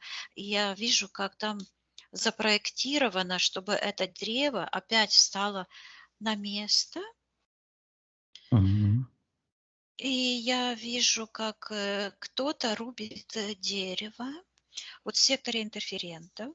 Сейчас я приказываю им отвечать, кто они. Это они. Так это вот эти все. Когорта. Это когорта Мгм. вся, да? Мафия. Это мафия. Я вижу, я слышу, как говорят, уложили в гроб представителя расы богов, творцов, говорят. И кто рубит? Кто это рубит? Приказываем проявиться. Появляется там Понтий Пилат стоит. Мгм. Вот, и какие-то, я слышу, неведомые силы, пришедшие с преисподней. Мгм. Кто-то черный такой. Я слышу, культ магов. И Мгм. вижу там эти, как считываются клоуны. Клоны. Мгм. Клоны и клоуны одно и то же. Вот эти, как Мгм. карлики в этих шапочках. И почему-то Мгм. там Ильи лицо. Мгм. М, Этот, как его? Да, М, Илья Аримафейский Да. звучит. Мгм. Вот. И говорит, что он срубил древо жизни, и вот это древо держится только дыхание такое, как Мгм. перевернутое на одном таком. И он говорит, водрузил древо смерти в сознание человечества, и это идет вот так перевернуто все, смена эпох. И в этой эпохе я вижу лицо Натальи. Мгм. Что это за ситуация? Каким образом? Она считывается как, я ее вижу там, она там мать престола. Так. Она какая-то очень древняя княгиня. Я ее спрашиваю, кто она. и вижу, как она находится, ее душа, часть души, как будто бы в таком, как в пробирке. Она кормит этот демонический мир своей энергией. Она дает силу этому пиндеру. Она Мгм. как в пробирке, вся вот замотанная, связанная. И я ее спрашиваю, она считывается как мать престола.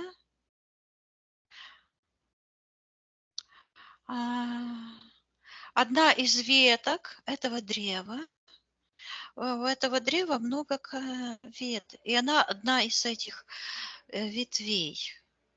Мгм. А все эти веточки имеют вот связь, они от каждой веточки такая идет связь вниз, вот эти все корням, и там такое, как я слышу, кубло. Мгм. Это все идет, ну, славянские, древнеславянские названия, кубло. Вот почему я по-украински слышу, да? Потому что Мгм. это древнеславянский язык. Я сейчас Да. спрашиваю, что это за кубло.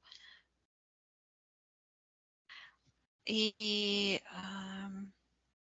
что произошло тогда? Мгм. Это княгиня, что с ней произошло?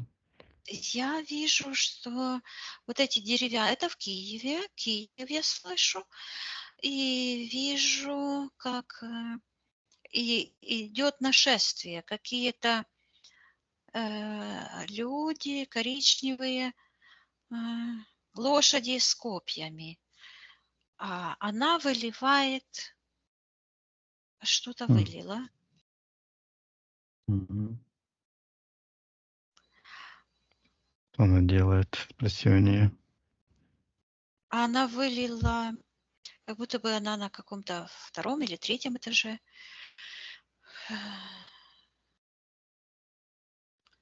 Что-то вылила и села так спокойно. Что-то черное вылила. Сейчас я ее спрошу. А Мгм. кто-то внизу от этого черного, эта энергия, как будто бы ему выжгла глаза этим черным. Считывается смола возмездия. А кто этот черный? Это Кто-то черный. энергию очень... Илья. Мгм. Так.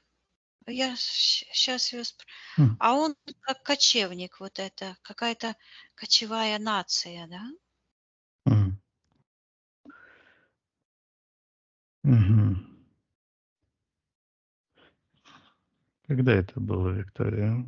Сколько лет прошло до нашего времени? Оно вот так, как будто бы 1000 лет я считываю, а М. потом такая черная вот эта полоса, и оно вот это загвоздка. Почему загвоздка? Опять М. это вот этот аист с этим ребенком. Давай, Виктория, разберем, что это за загвоздка, что обозначает вообще загвоздка. А я слышу приколотить гвоздь. И это как будто бы кто-то уходит, вот этот сектор магии, этот колдун. М. Это Мгм. система превращения. Я вижу, мне идет. Вот давай на этом остановимся. Мгм. Когда она вылила, возможно, это смолу она вылила через окно. Ну, деревянная постройка, ну, Мгм. как будто бы 3 этажа. И как будто это какое-то даже не окно, а как балкон. И она выливает, а внизу кому-то выжигает глаза. И слышу Илья какой-то, энергии вот этого Ильи. И он проклинает. М. Это Он на говорит, что он свергнет с престола. ее младенца. М. Понятно. Я вижу, что это древо рубилось не за один раз. Мгм. Я вижу вот так, подрубили, и такие жилы там в этом древе одна за М. одной как бы теряли связь с родом. А в этом роду кто? Ее младенец был.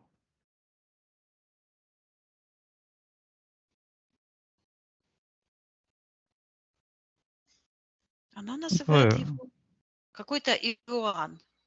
Иоанн. Какой-то Иоанн держит вот так на руках мальчика. Я ее спросила, как ее зовут. Она говорит Анна. М. Так. Кто она, Анна? Кем она является?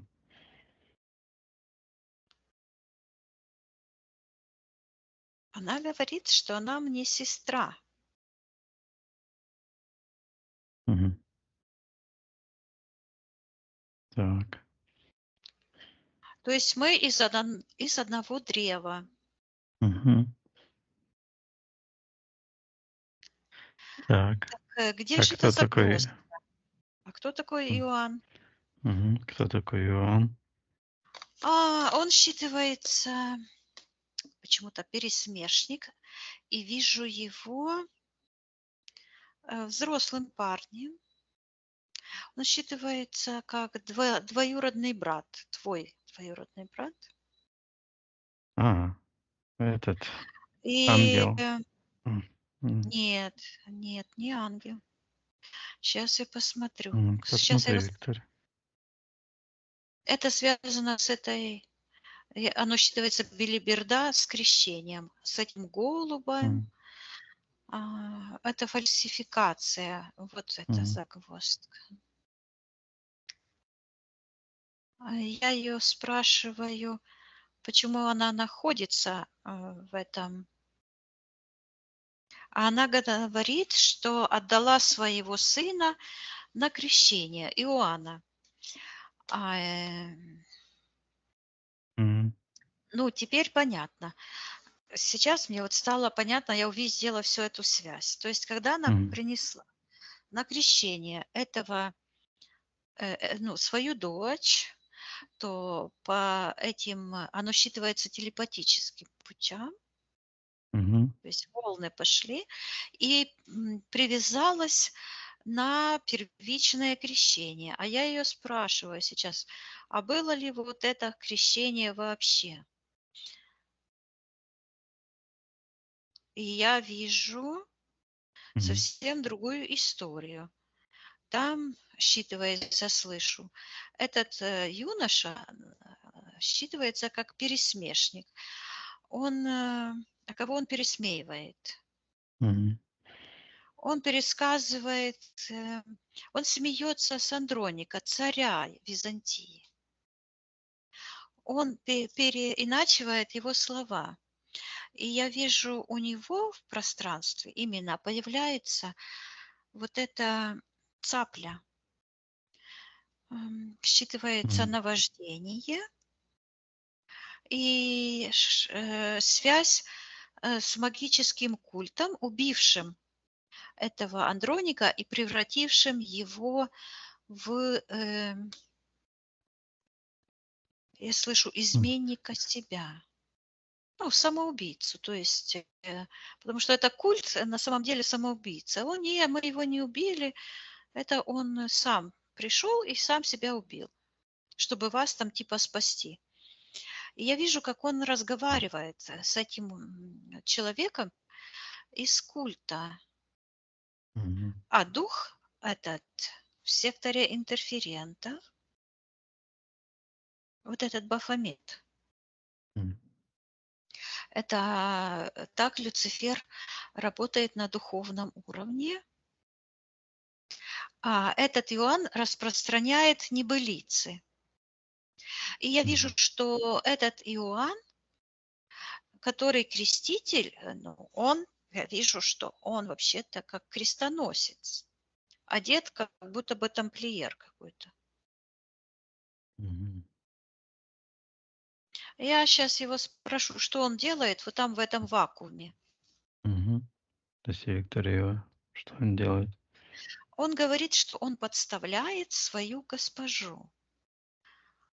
А госпожой называет свою мать, Наталью. Мгм. Он говорит, что завязывает ее в цепь колдовского эгрегора. И я вижу, как над головой как будто бы цепь закручивается и опускается, как в колодец. Вот она уже там скрюченная. Я его спрашиваю, каким образом. Мгм.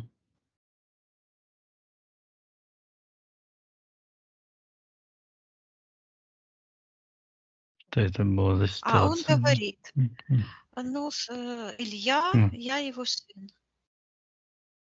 мгм. Какого-то Римоф Ильи. Римофейский этот, Сейчас я спрошу. мгм. Да, он говорит колдун веков, колдун веков. И он говорит, что заковал в цепи, говорит, заковал в цепи в Мгм. сознание веков. Он говорит, что они как бы вместе скрыли дефект времени. И Наталья сейчас в этом коконе, которым висит, смотрит вверх и видит вот эту перекрученную петлю. Мгм.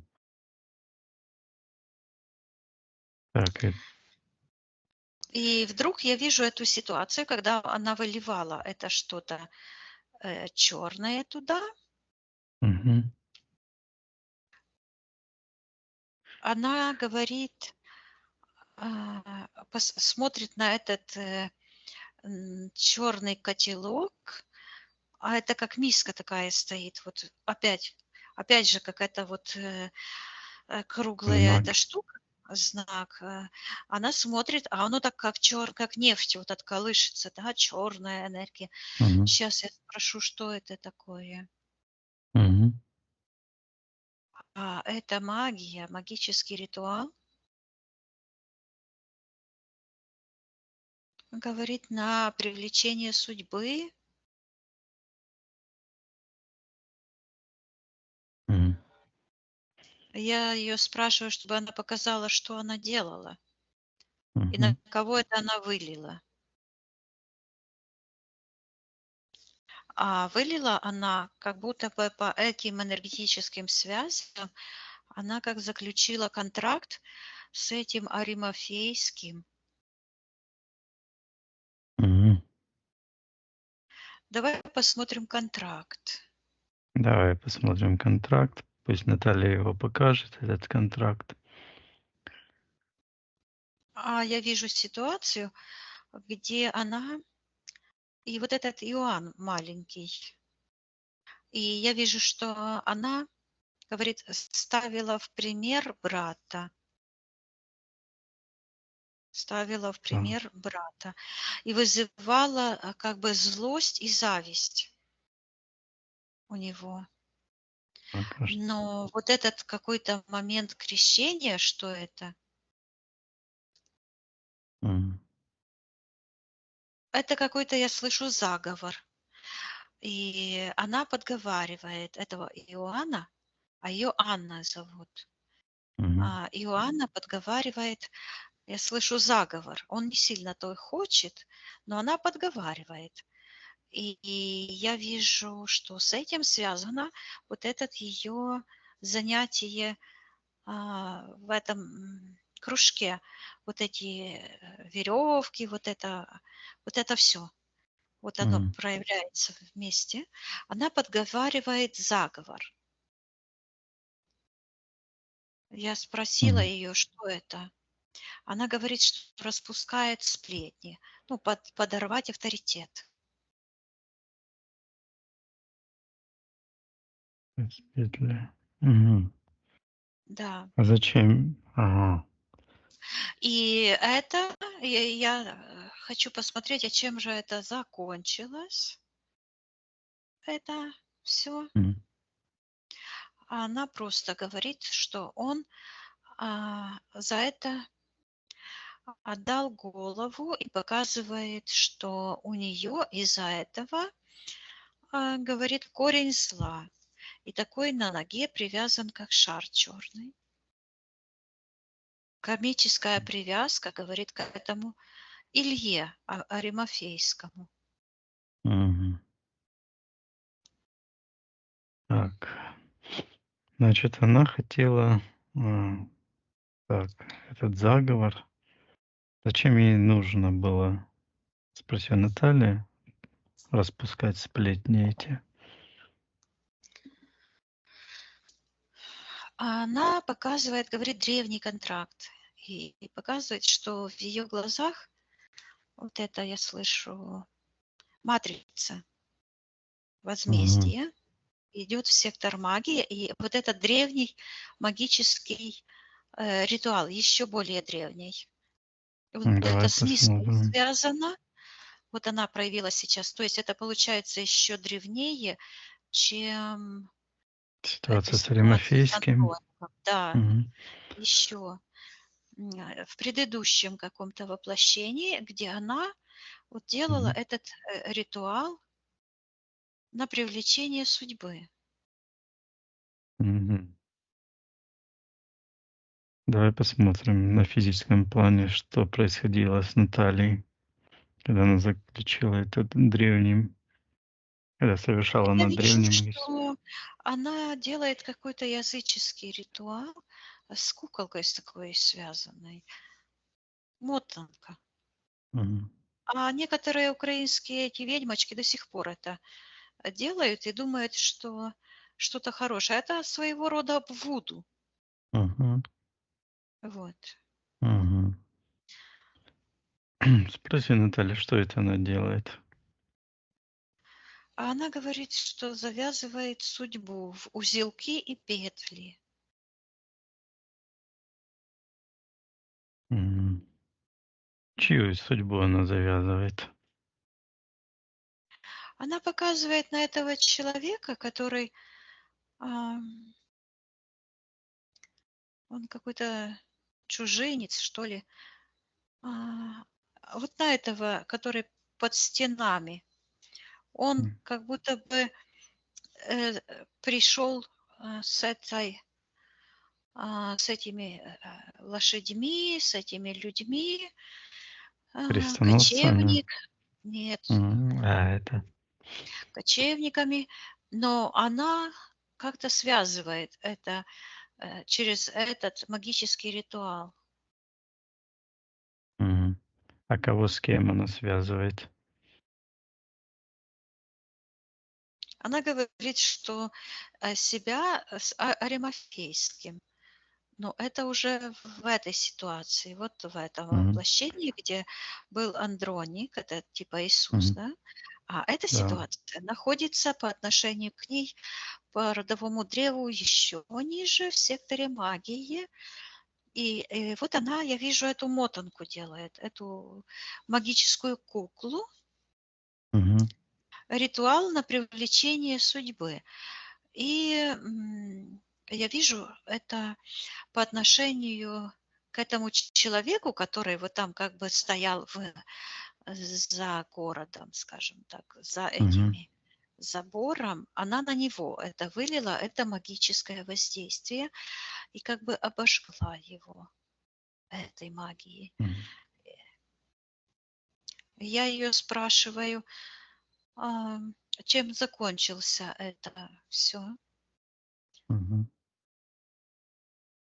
А она говорит, вот показывает, она говорит шлюп, то есть свадьба, или как это Мгм. по-русски сказать, я не знаю, Ну, потому что шлюп свадьба, это да. союз означает, Мгм. союз. Ам, И показывает со Сталиным, то есть тогда он же, конечно, Сталиным не был, Она говорит с Аримафейским. И этот Аримафейский, оказывается, как будто отец Иоанна. Она говорит, вот, что вечный союз, и показывает это древо, и вот эту ветку, которая была отрублена, и повалила общее древо. Так теперь стало понятно. Вот это древо, которое я видела с детства, и вот это, которое я увидела наяву, когда приехала в Нью-Джерси, Мгм. это как раз и есть символ этого родового древа живого человеческого разума. И вот так как постепенно, то есть каждый род, это же не один человек, это вот вообще все человеческие души. Мгм. И вот ее, эта ветка, э, играет ключевую роль. Теперь я слышу, поэтому вот увидела это, поэтому ее Кремль и искал, и нашел, и водрузил ее. Это как символ безбрачия в ее пространстве. Поэтому им удалось связаться телепатическим путем с ней и как бы возбудить все эти негативные энергии. Поэтому эти все мужчины и почему-то идет, Мгм. пендалировали на нее. Мгм. Вот.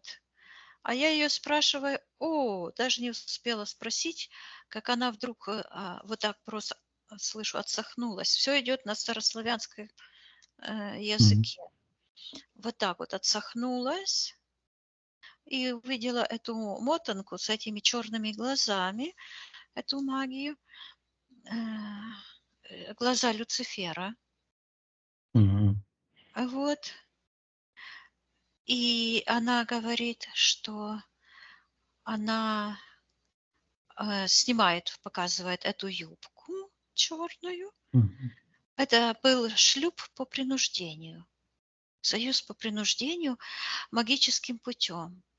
И она от Мгм. этого отказывается, и я вижу, что она образовалась, вот это, как узелок такой был, как будто бы завязан, вот так развязался и стал как батут. Ее просто вот так вот волна выбросила вверх. И я вижу, как заскрипело это дерево, которое повержено было. Вот. И это многожильная родовая связь. И оно вот Мгм. так вот как заколыхалось, и вот так встает вверх, а она берет под руку, я вижу у нее такое вышитое, а, э, Мгм. она считывается княжна Руси. И идет, у нее такое, как платье, и вышитое, красивое, такое расшитое, как будто бы льняное, что ли. И кокошник такой-то, не кокошник, а как будто бы штучка такая, тоже там какая-то красивые узоры. И она берет под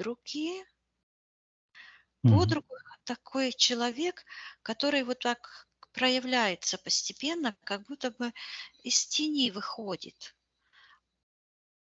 С Мгм. правой стороны она вот так под руку, вот.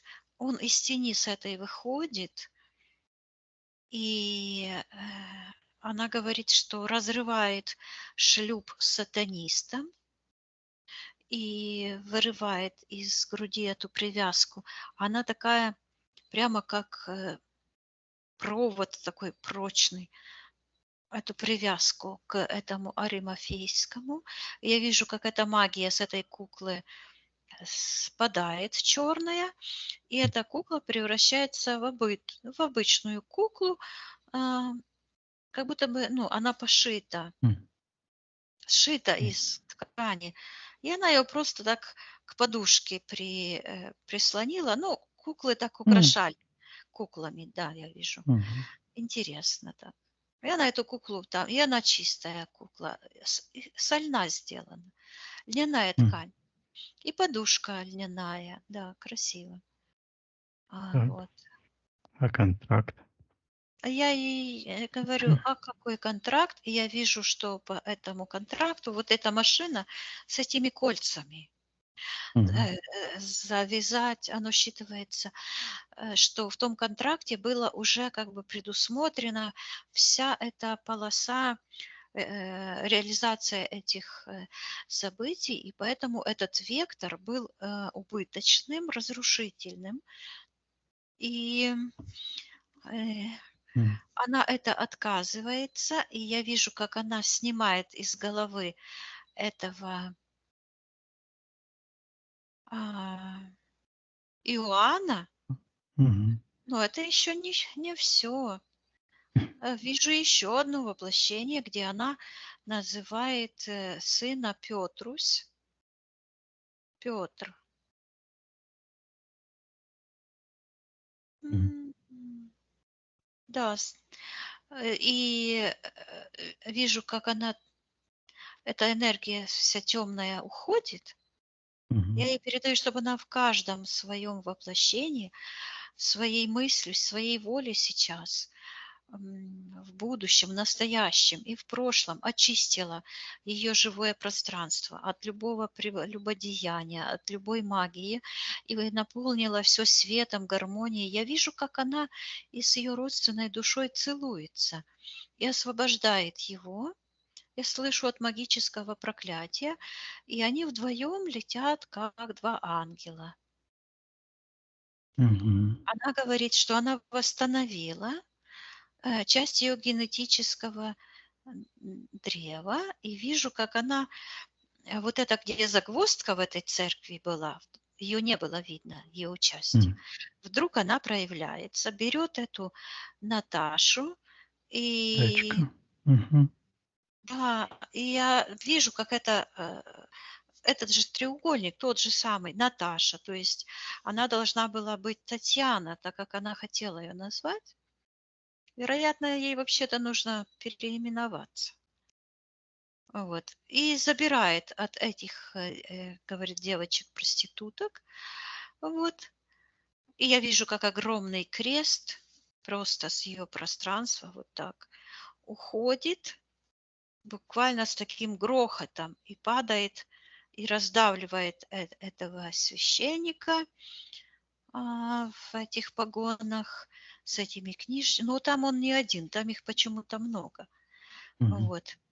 И в этот момент, как зашкалило, я слышу, в этой, академии гипноза, как начался вот так Мгм. вот это все трястись, и этот, черный дух уходит, а она выходит и освобождает ее энергию с этого пиндера Мгм. тематического, он считывается тематический. Так. То есть это энергетическая программа, Мгм. на которой держится это все насилие. Э, и вижу, как берет, и эта кремлевская звезда скручивается М. в такой рулончик, э, Мгм. скручивается, и, а ну стоп, кто это? Черный, хватит этот рулон, Замораживаю. заморозила, Заморозил. хочет Мгм. украсть, Кто он и такой? появляется, считывается пиндер, какой-то человек, а во лбу это звезда, колдун, вот этот Мгм. Илья. Я его спрашиваю, а какое он имеет право к пространству Татьяны, а он говорит, что у него. Наталья? А я что Точ сказала? Татьяна. А кто Татьяна? Ну, Татьяна, она должна была крестить, дочку Натальи. А, Подруга а Натальи. почему-то эта энергия находится в секторе интерферентов по отношению к Наталье, такой как черный эгрегор и такая оранжевая, считывается несостоявшаяся мать. И я вижу, что это крещение – это отказ от своего родового начала и передача своего живого ребенка в эгрегориальные структуры и назначение матерью вот М. этого Пиндера. Мгм. То есть это Татьяна, которая должна была стать якобы крестной матерью дочки Натальи. Это вот эта Оно бы не Наталья? срослось, да, оно бы не срослось, если бы она была, потому что она, ну, светлая душа. Мало, я слышу, не хватало энергетического блюра. Мгм. Что за энергетический блюр? Я очки сегодня забыла в машине, ну, вчера М. вечером, и не хотела возвращаться. И сегодня смотрю на вас и думаю, так, вижу вас в блюре. Что это за блюр такой? Что это? Я слышу маскировка сознания. Так чего не хватало в М. Татьяне, какой маскировки? Мгм. Она считывается как боевая, то есть решительная. Она могла что-то почувствовать и просто сознательно отказаться от этого, и не срослась бы эта вся магическая цепочка. А эти девочки, они как бы полностью подвластны тем энергиям были, и поэтому матрица так сработала. М. А Наталья промолчала. Мгм. Там И как вижу, забирает девочку эту, Наталью, и как будто бы скорлупу с нее снимает такую. Я ей передаю, чтобы она переродила свою дочь заново в чистоте, в гармонии, в любви, и отказалась передавать ее по рукам в эти нижние энергетические пространства. И это крещение пусть отменяет. Мгм. И я вижу, как она отбирает эти частицы энергии у этих, почему-то постоянно звучат проститутки, эти девочки. Мгм. Вот. И поднимается вверх, и открывается, я слышу, окно возможностей. В секторе Первотворца такой свет проявился в противовес вот этой черной, вот это блюр, Мгм. затушевывание реальности. И я ей передаю, чтобы она сейчас стерла со всех энергетических полей все эти негативные воздействия, вернула себе всю энергию.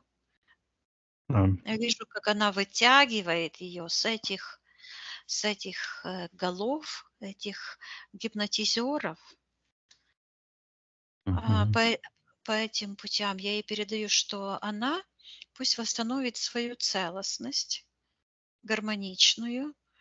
Она гармоничная божественная душа возродит. Я вижу, как она берет и поднимает часть этого дерева, Мгм. а сама находится сверху, как будто бы дерево вот так под ней. Я ей передаю, чтобы она сейчас восстановила целостность ее рода, приняла божественную часть ее отцовской линии и женскую часть ее материнской линии и поблагословила себя в этом божественном древе и своих детей, внуков, и также в прошлое слышу пращурив, Мгм. то есть ее родители по всему древу, и вижу, как ее часть этого общего вселенского древа сознания округляется, и вижу, проглядывается вот это, слышу, восстановление рода. Мгм.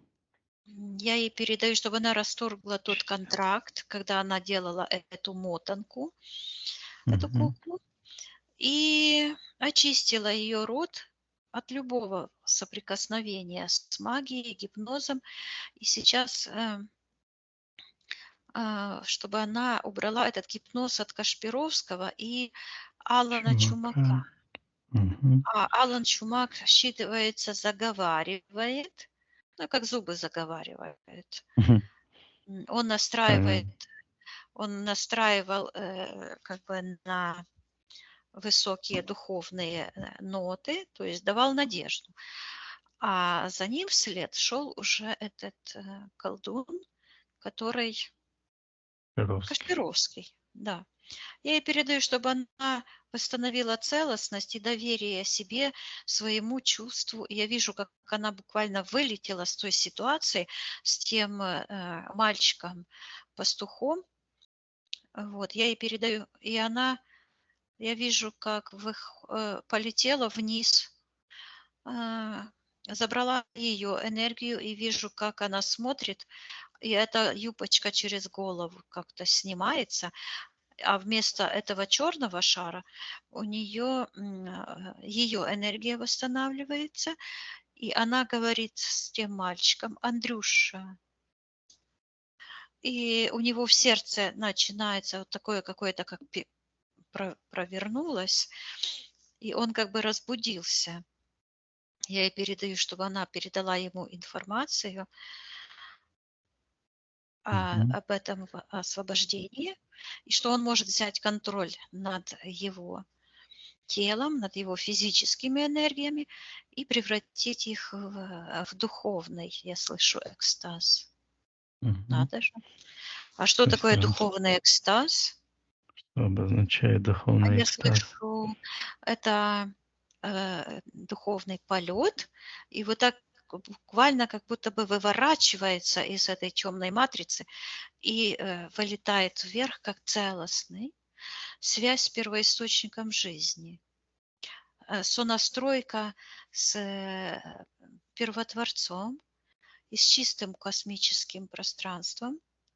Я слышу с энергиями духа, духа первотворца.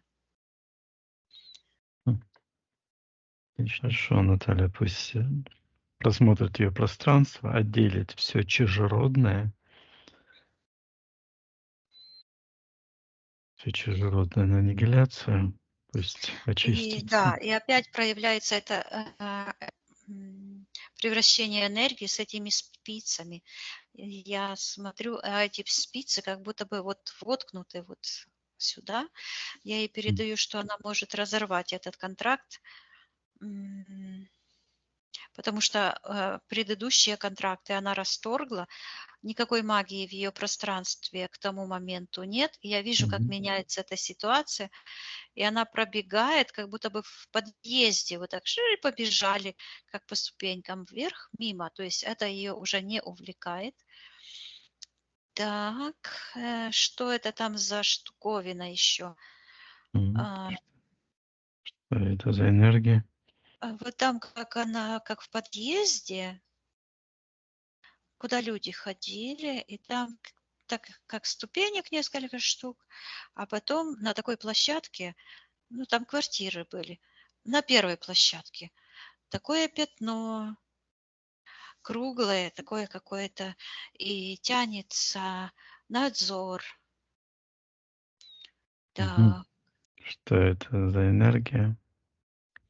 Я вижу, что такая ниточка, буквально считывается паутина, и считывается, как настоящая паучья паутина, тянется в сектор магии, а потом в сектор интерферента. Что это, провода тянутся?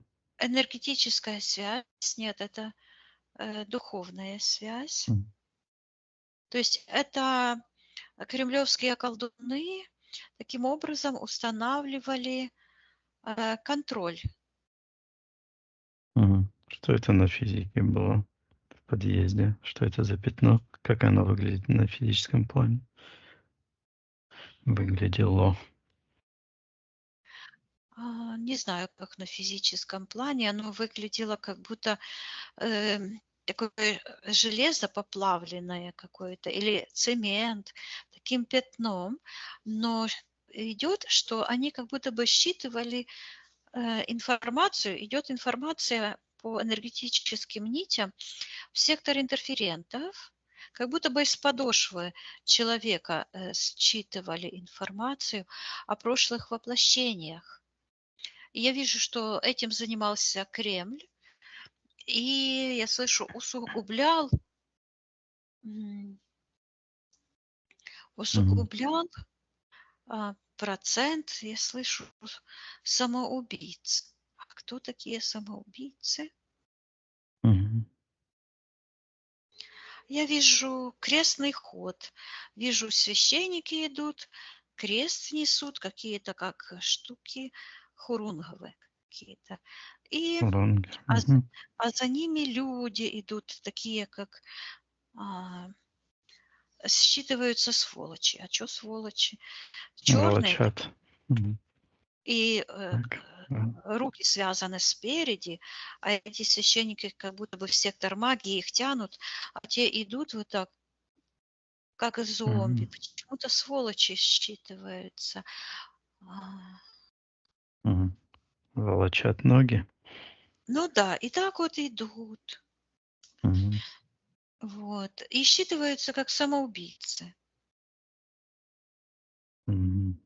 Ну ладно, вернемся к этому пятну, Виктория. Я передаю сейчас Наталье, чтобы она вот побежала, и она вот смотрит, видит это пятно, и я передаю ей, что в том моменте она может очистить это место, этот подъезд. Она так раз-раз, как будто бы по стеночке идет и Ага. видит это пятно. Я говорю, что оно имеет к ней непосредственное отношение, М. поэтому, Мгм. потому что оно нарушает ее пространство, и я вижу, что оно шло через щиток, было Мгм. связано с тем событием, которое она это все делала. Пусть она очистит в том моменте этот подъезд и запретит считывание информации с ее пространства и также пространство всех людей. И я вижу, что этот брак подстроенный КГБ,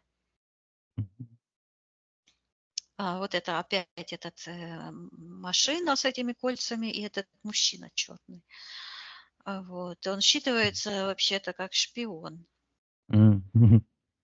Вот. Уходит, Так. и вижу, как Наталья подошла и смотрит, и ногой так туп-туп по этому месту. И оно превратилось как в стеклянный колодец. И она так смотрит туда, в этом подъезде же. Мгм. Это энергетический, как оно считывается, Канал. подвал, провал. М. И там стучит кто-то изнутри. Кто там стучит изнутри? А изнутри вижу Наталья, вот эта, которая в колбе там сидела, стучит. Или И энергия? Мгм. да, да. То есть так как на это все там привязалось, а сейчас оно все развязывается. И она открывает эту крышку, и опять это как дверца. Достает себя оттуда, и из щитка с этого достает свою одежду белую, ангельскую. А эту снимает с нее, и этот портал уходит прочь. Это, оказывается, она этот портал и открыла. Вот я и сейчас я вижу, как она снимает вот эти все подключки к ее голове, все эти присоски, прослушки, и вот так вот сматывает, как провода серые, и выбрасывает. Я ей передаю, Мгм. чтобы она сожгла все эти мосты между ее личным пространством и этой мафиозной. Опять эти появляются. О, Виктория появилась. Я слышу ильинцы какие-то. Мгм. Там были анастасийцы, теперь илинцы. А почему ильинцы? Сейчас же посмотрю, кто это. Мгм. Кто это илинцы? Я слышу секта «Цельный взор», и они делают какой-то ритуал. Что это они делают? Что это за ритуал, что они на физике делали? Оно какой-то ритуал считывается а, порабощения Мгм. и почему-то прощения. И что это за прощение? Сейчас я посмотрю, кто это. М. Кто это? Ну, это у них прощение называется, а на самом деле это проклятие. Я вижу, как Мона с Ильей делают сеанс, а ильинцы вокруг них эти в эфирном пространстве, как понатыканные иголки, эти их союзники. И они все смотрят, а Мона берет и как будто бы благословляет, берет такие черные пробки, и вот так вот в пространство Натальи а, и мое, и Мгм. твое, и всех, кто их обличает, затыкивают. А я это считывала уже у себя и даже говорила, какой-то затык я чувствую, надо посмотреть, что это. А они делают такую энергетическую затычку, считывается проклятие, а называют они это прощением. Вот, М. прощением типа врагов. Мгм. Вот.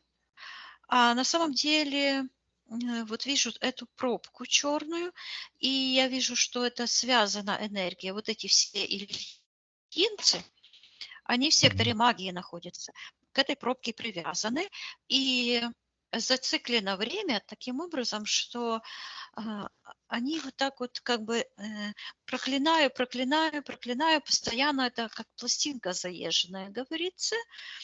И к этой пробке идет подключка в сектор интерферентов. У Мгм. Натальи там оно дальше никуда не идет. Вот эта загвоздка и есть. Вот этот затык. Вот. Мгм. Вот. Сейчас я рассмотрю, что Ну, это смотри, за Виктория. Мгм. энергия, что это за затык такой, Ну, смотри, загвоздка. Виктория, давай посмотрим внимательно, что это такое.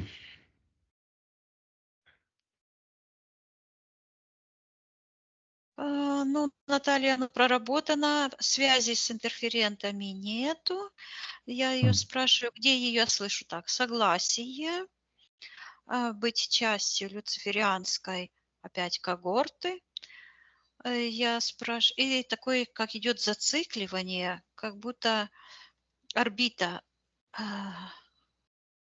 планеты, знаешь? Как Мгм. планета ходит по своей собственной орбите. Вот так. М. Ну, планета же меняет пространство постоянно, она не крутится на одном месте. А здесь получается, что крутится на одном месте, а чего не хватает, чтобы двигаться вверх, вперед. Вот оно что. Наталья говорит, что она не принимает а, себя виноватой в цикле перерождений. А я ей говорю, она и не есть виновата. Ответственность и вина – это разные вещи. Виноват тот, кто это все соорудил, эту всю конструкцию. И она просто может отказаться сейчас. И она берет вот это опять с перышками. Мгм. Вот. И просто я вижу, как эта черная затычка, она просто превращается как в прозрачную, теряет силу сама по себе. Я передаю Наталье, что она сейчас может приказывать, пусть Мона с этим Ильей и всеми этими, это групповуха у них же, почему эти М. извращенцы любят все наоборот, неестественный секс, групповуху, групповые медитации, все у них групповуха, все у них нужно Хаос. хаос вот этот сотворить. Пусть М. тут хаос все эти ильинцы забирают, цельнозоровцы, применяют к ним же. Вот, и я вижу, как эта затычка уходит вниз, а Наталья вот смотрит, я ей передаю, чтобы она залечила эту рану, сожгла все эти информационные связи с этими всеми, карму пусть отдает, отправляет в портал на утилизацию. И вижу, как она поднимается вверх, энергосфера правильной формы. Я ей передаю, чтобы она просканировала ее. Я слышу ленд. Ленд Анастасийцы в ее пространстве находится. Ленд. И М. опять этот треугольничек черный. М. Вот меряют. Так, еще контракт какой-то. Что еще за контракт? На что согласилась Наталья в этом контракте?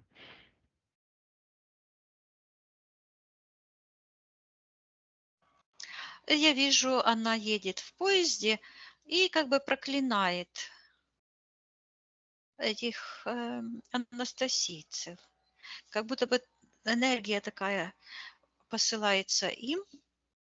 Я ей передаю, что это ее пространство, и она может изменить эти проклятия на... Пусть она отменит Позитив. вообще Мгм. свое решение. Я вижу, как она с этого поезда, который мчится, просто вылетает, а это не ее жизнь. Я ей передаю, чтобы она восстановила целостность, гармонию и заняла свое исконное место в ее альфа-пути, ее божественной жизни, в ее матрице жизни божественных душ, а все Мгм. темное, все эти тени пусть испепелит, все, что можно превратить в свет, в гармонию, в жизнь, процветание, пусть она это превращает, а все, что не превращается, пусть на утилизацию отправляет, закрывает все порталы. Мгм. То есть очищать пространство, да. Да, все это происходит. Я тоже чищу свое пространство, ты тоже чисть, Я отдаем очищаю. карму этим всем Пусть ильинцам за их забирает их. вмешательство, да. Пусть забирает их затычки, призывая силы кармы за воздействие. Пусть исконная карма разбирается Да, с ним. а мы творим реальность, в которой каждая божественная душа, Наталья, ты, я, сотворяем мир, где все происходит по нашей божественной воле, в согласии с нашим альфа-путем, нашей миссией. И Наталье передаю, чтобы она восстановила коны ее божественной миссии. А она Мгм. говорит, она спокойно так говорит, а я все делаю. Хорошо. Она говорит, мой миф разоблачен. Я ее спрашиваю, что такое миф. Она говорит, ну, это история. Мгм. Вот это все. Я ей передаю, Ложь. чтобы она всю эту историю превратила в пользу сейчас, здесь и сейчас для себя, для ее семьи, для ее рода, для ее мамы, внуков, во всех воплощениях, во всех временах. Пусть она сейчас пожелает себе и пропишет ее божественную матрицу жизни, гармонии, процветания. Пусть она а, заякорит в своем плане встречу с ее родственной душой, с ее божественным мужчиной для общего блага всей Вселенной и для их блага, любви, гармонии в первую очередь. И это происходит. Мгм.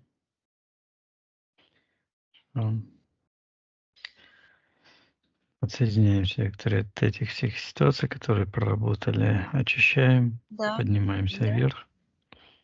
Мгм. Посмотри сейчас, как Наталья выглядит.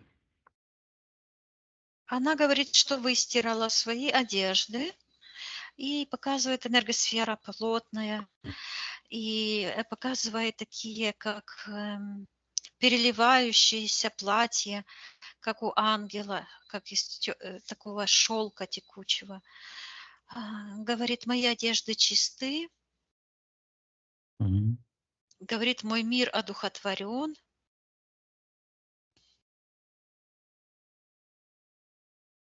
Я Хорошо. ей, да, Да. я смотрю, Тор, работает энергия, то есть в ней внутри. Мгм. Я ей Так. передаю, чтобы она вернула всю ее энергию, все ее частицы души со всех тех мест, где она теряла, полностью отсоединила прошлое, очистила ее генетическую память от всех подключек, чипов, имплантов, от всех связей со всеми людьми. Она божественная душа, пусть поднимается в самые высокие пространства, и пусть сейчас почистит свою квартиру, Мгм. родит в эфирном духовном плане свою дочь от ее божественной души, от ее родственной души в гармонии, в процветании. И пусть родит свою дочь и своим внукам передаст эту генетическую чистоту. Мгм.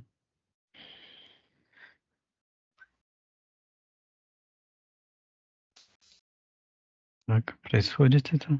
Ну, вижу, что она ребенка, мальчика берет, положила как бы вот так на руку, как будто, ну, как новорожденных малюсеньких деточек берут. И Мгм. берет и вот так с него такой хвостик сдирает. А, Кто этот мальчик?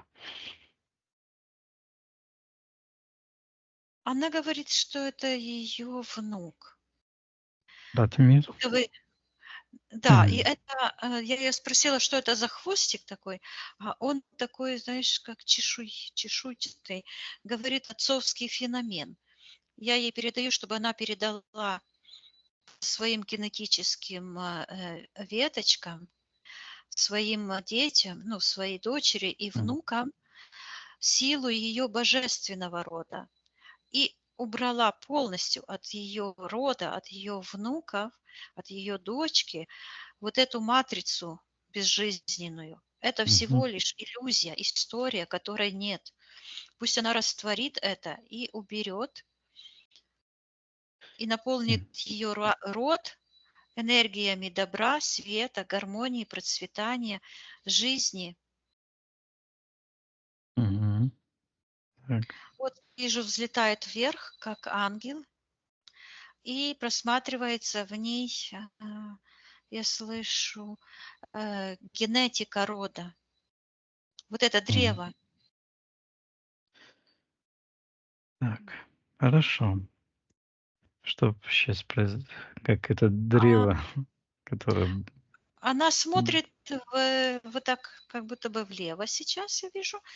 Я ей передаю, что она может почистить ее квартиру от этих энергий негативных, передать информацию ее маме Мгм. и убрать с ее, это ее жилье, это ее квартира, и пусть она очистит от всего низковибрационного и наполнит светом. И были какие-то вещи, и оно так, пух, как взрыв такой произошел, сияющий. Мгм. Хорошо. Пусть Отлично. наполнит, пусть ее жилье, ее пространство светом, любви, гармонии. Вот От- это, знаешь, как ткань пространства. Мгм. Опять такой, Хорошо. как узелочек, шух, развязался, и Хорошо, Виктория. Мгм. Пусть все хорошо. Наталья отсоединяется от всех и всего, поднимается вверх, все порталы закрыть. Мгм. Мгм. Хорошо. Спроси у Натальи, все ли сделали мы для нее на этом сеансе. Да, все.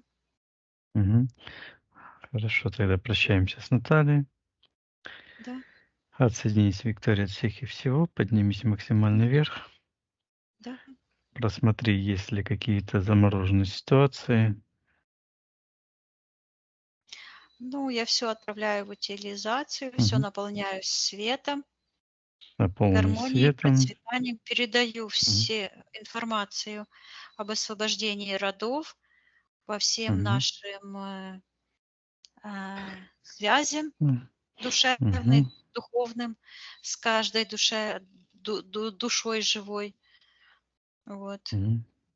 Хорошо. Передаем опыт по древу жизни душам. Мгм. Хорошо, Виктория. Отсоединись от всех и всего. Да, Я посчитаю от 1 до 3. Ты выйдешь в физическую реальность, где я с тобой разговариваю, и будешь себя чувствовать великолепно. 1, 2, 3. Возвращайся. Я испытывала такую сильную любовь к Украине. Я Что? родилась, я родилась в Молдавии, а испытывала такую любовь к Украине. Я не понимала, откуда это, почему это. Мгм. Меня так тянуло туда. Я 2 раза поступала в Киеве, я не поступила. Я училась в Одессе. Ну Ну, вот, княжна, княжна.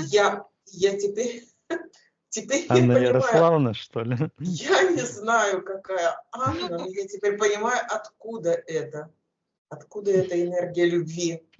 не знаю, Вот. какая. Ну, Мало ли знаю. там этих княжны, да, это княжен не... было. Нет, я не говорю, что Анна Ярославна не важно. Важно то, что это Древняя Русь. Вот. М. Это Древняя Русь, и поэтому такая любовь. Ну, Так, вам хорошо. нужно отдыхать. Да, Я вас отдыхать. благодарю. Всех благ, Вот. Наталья. Я думаю, Мгм. что еще Что мы- есть что посмотреть и что проработать.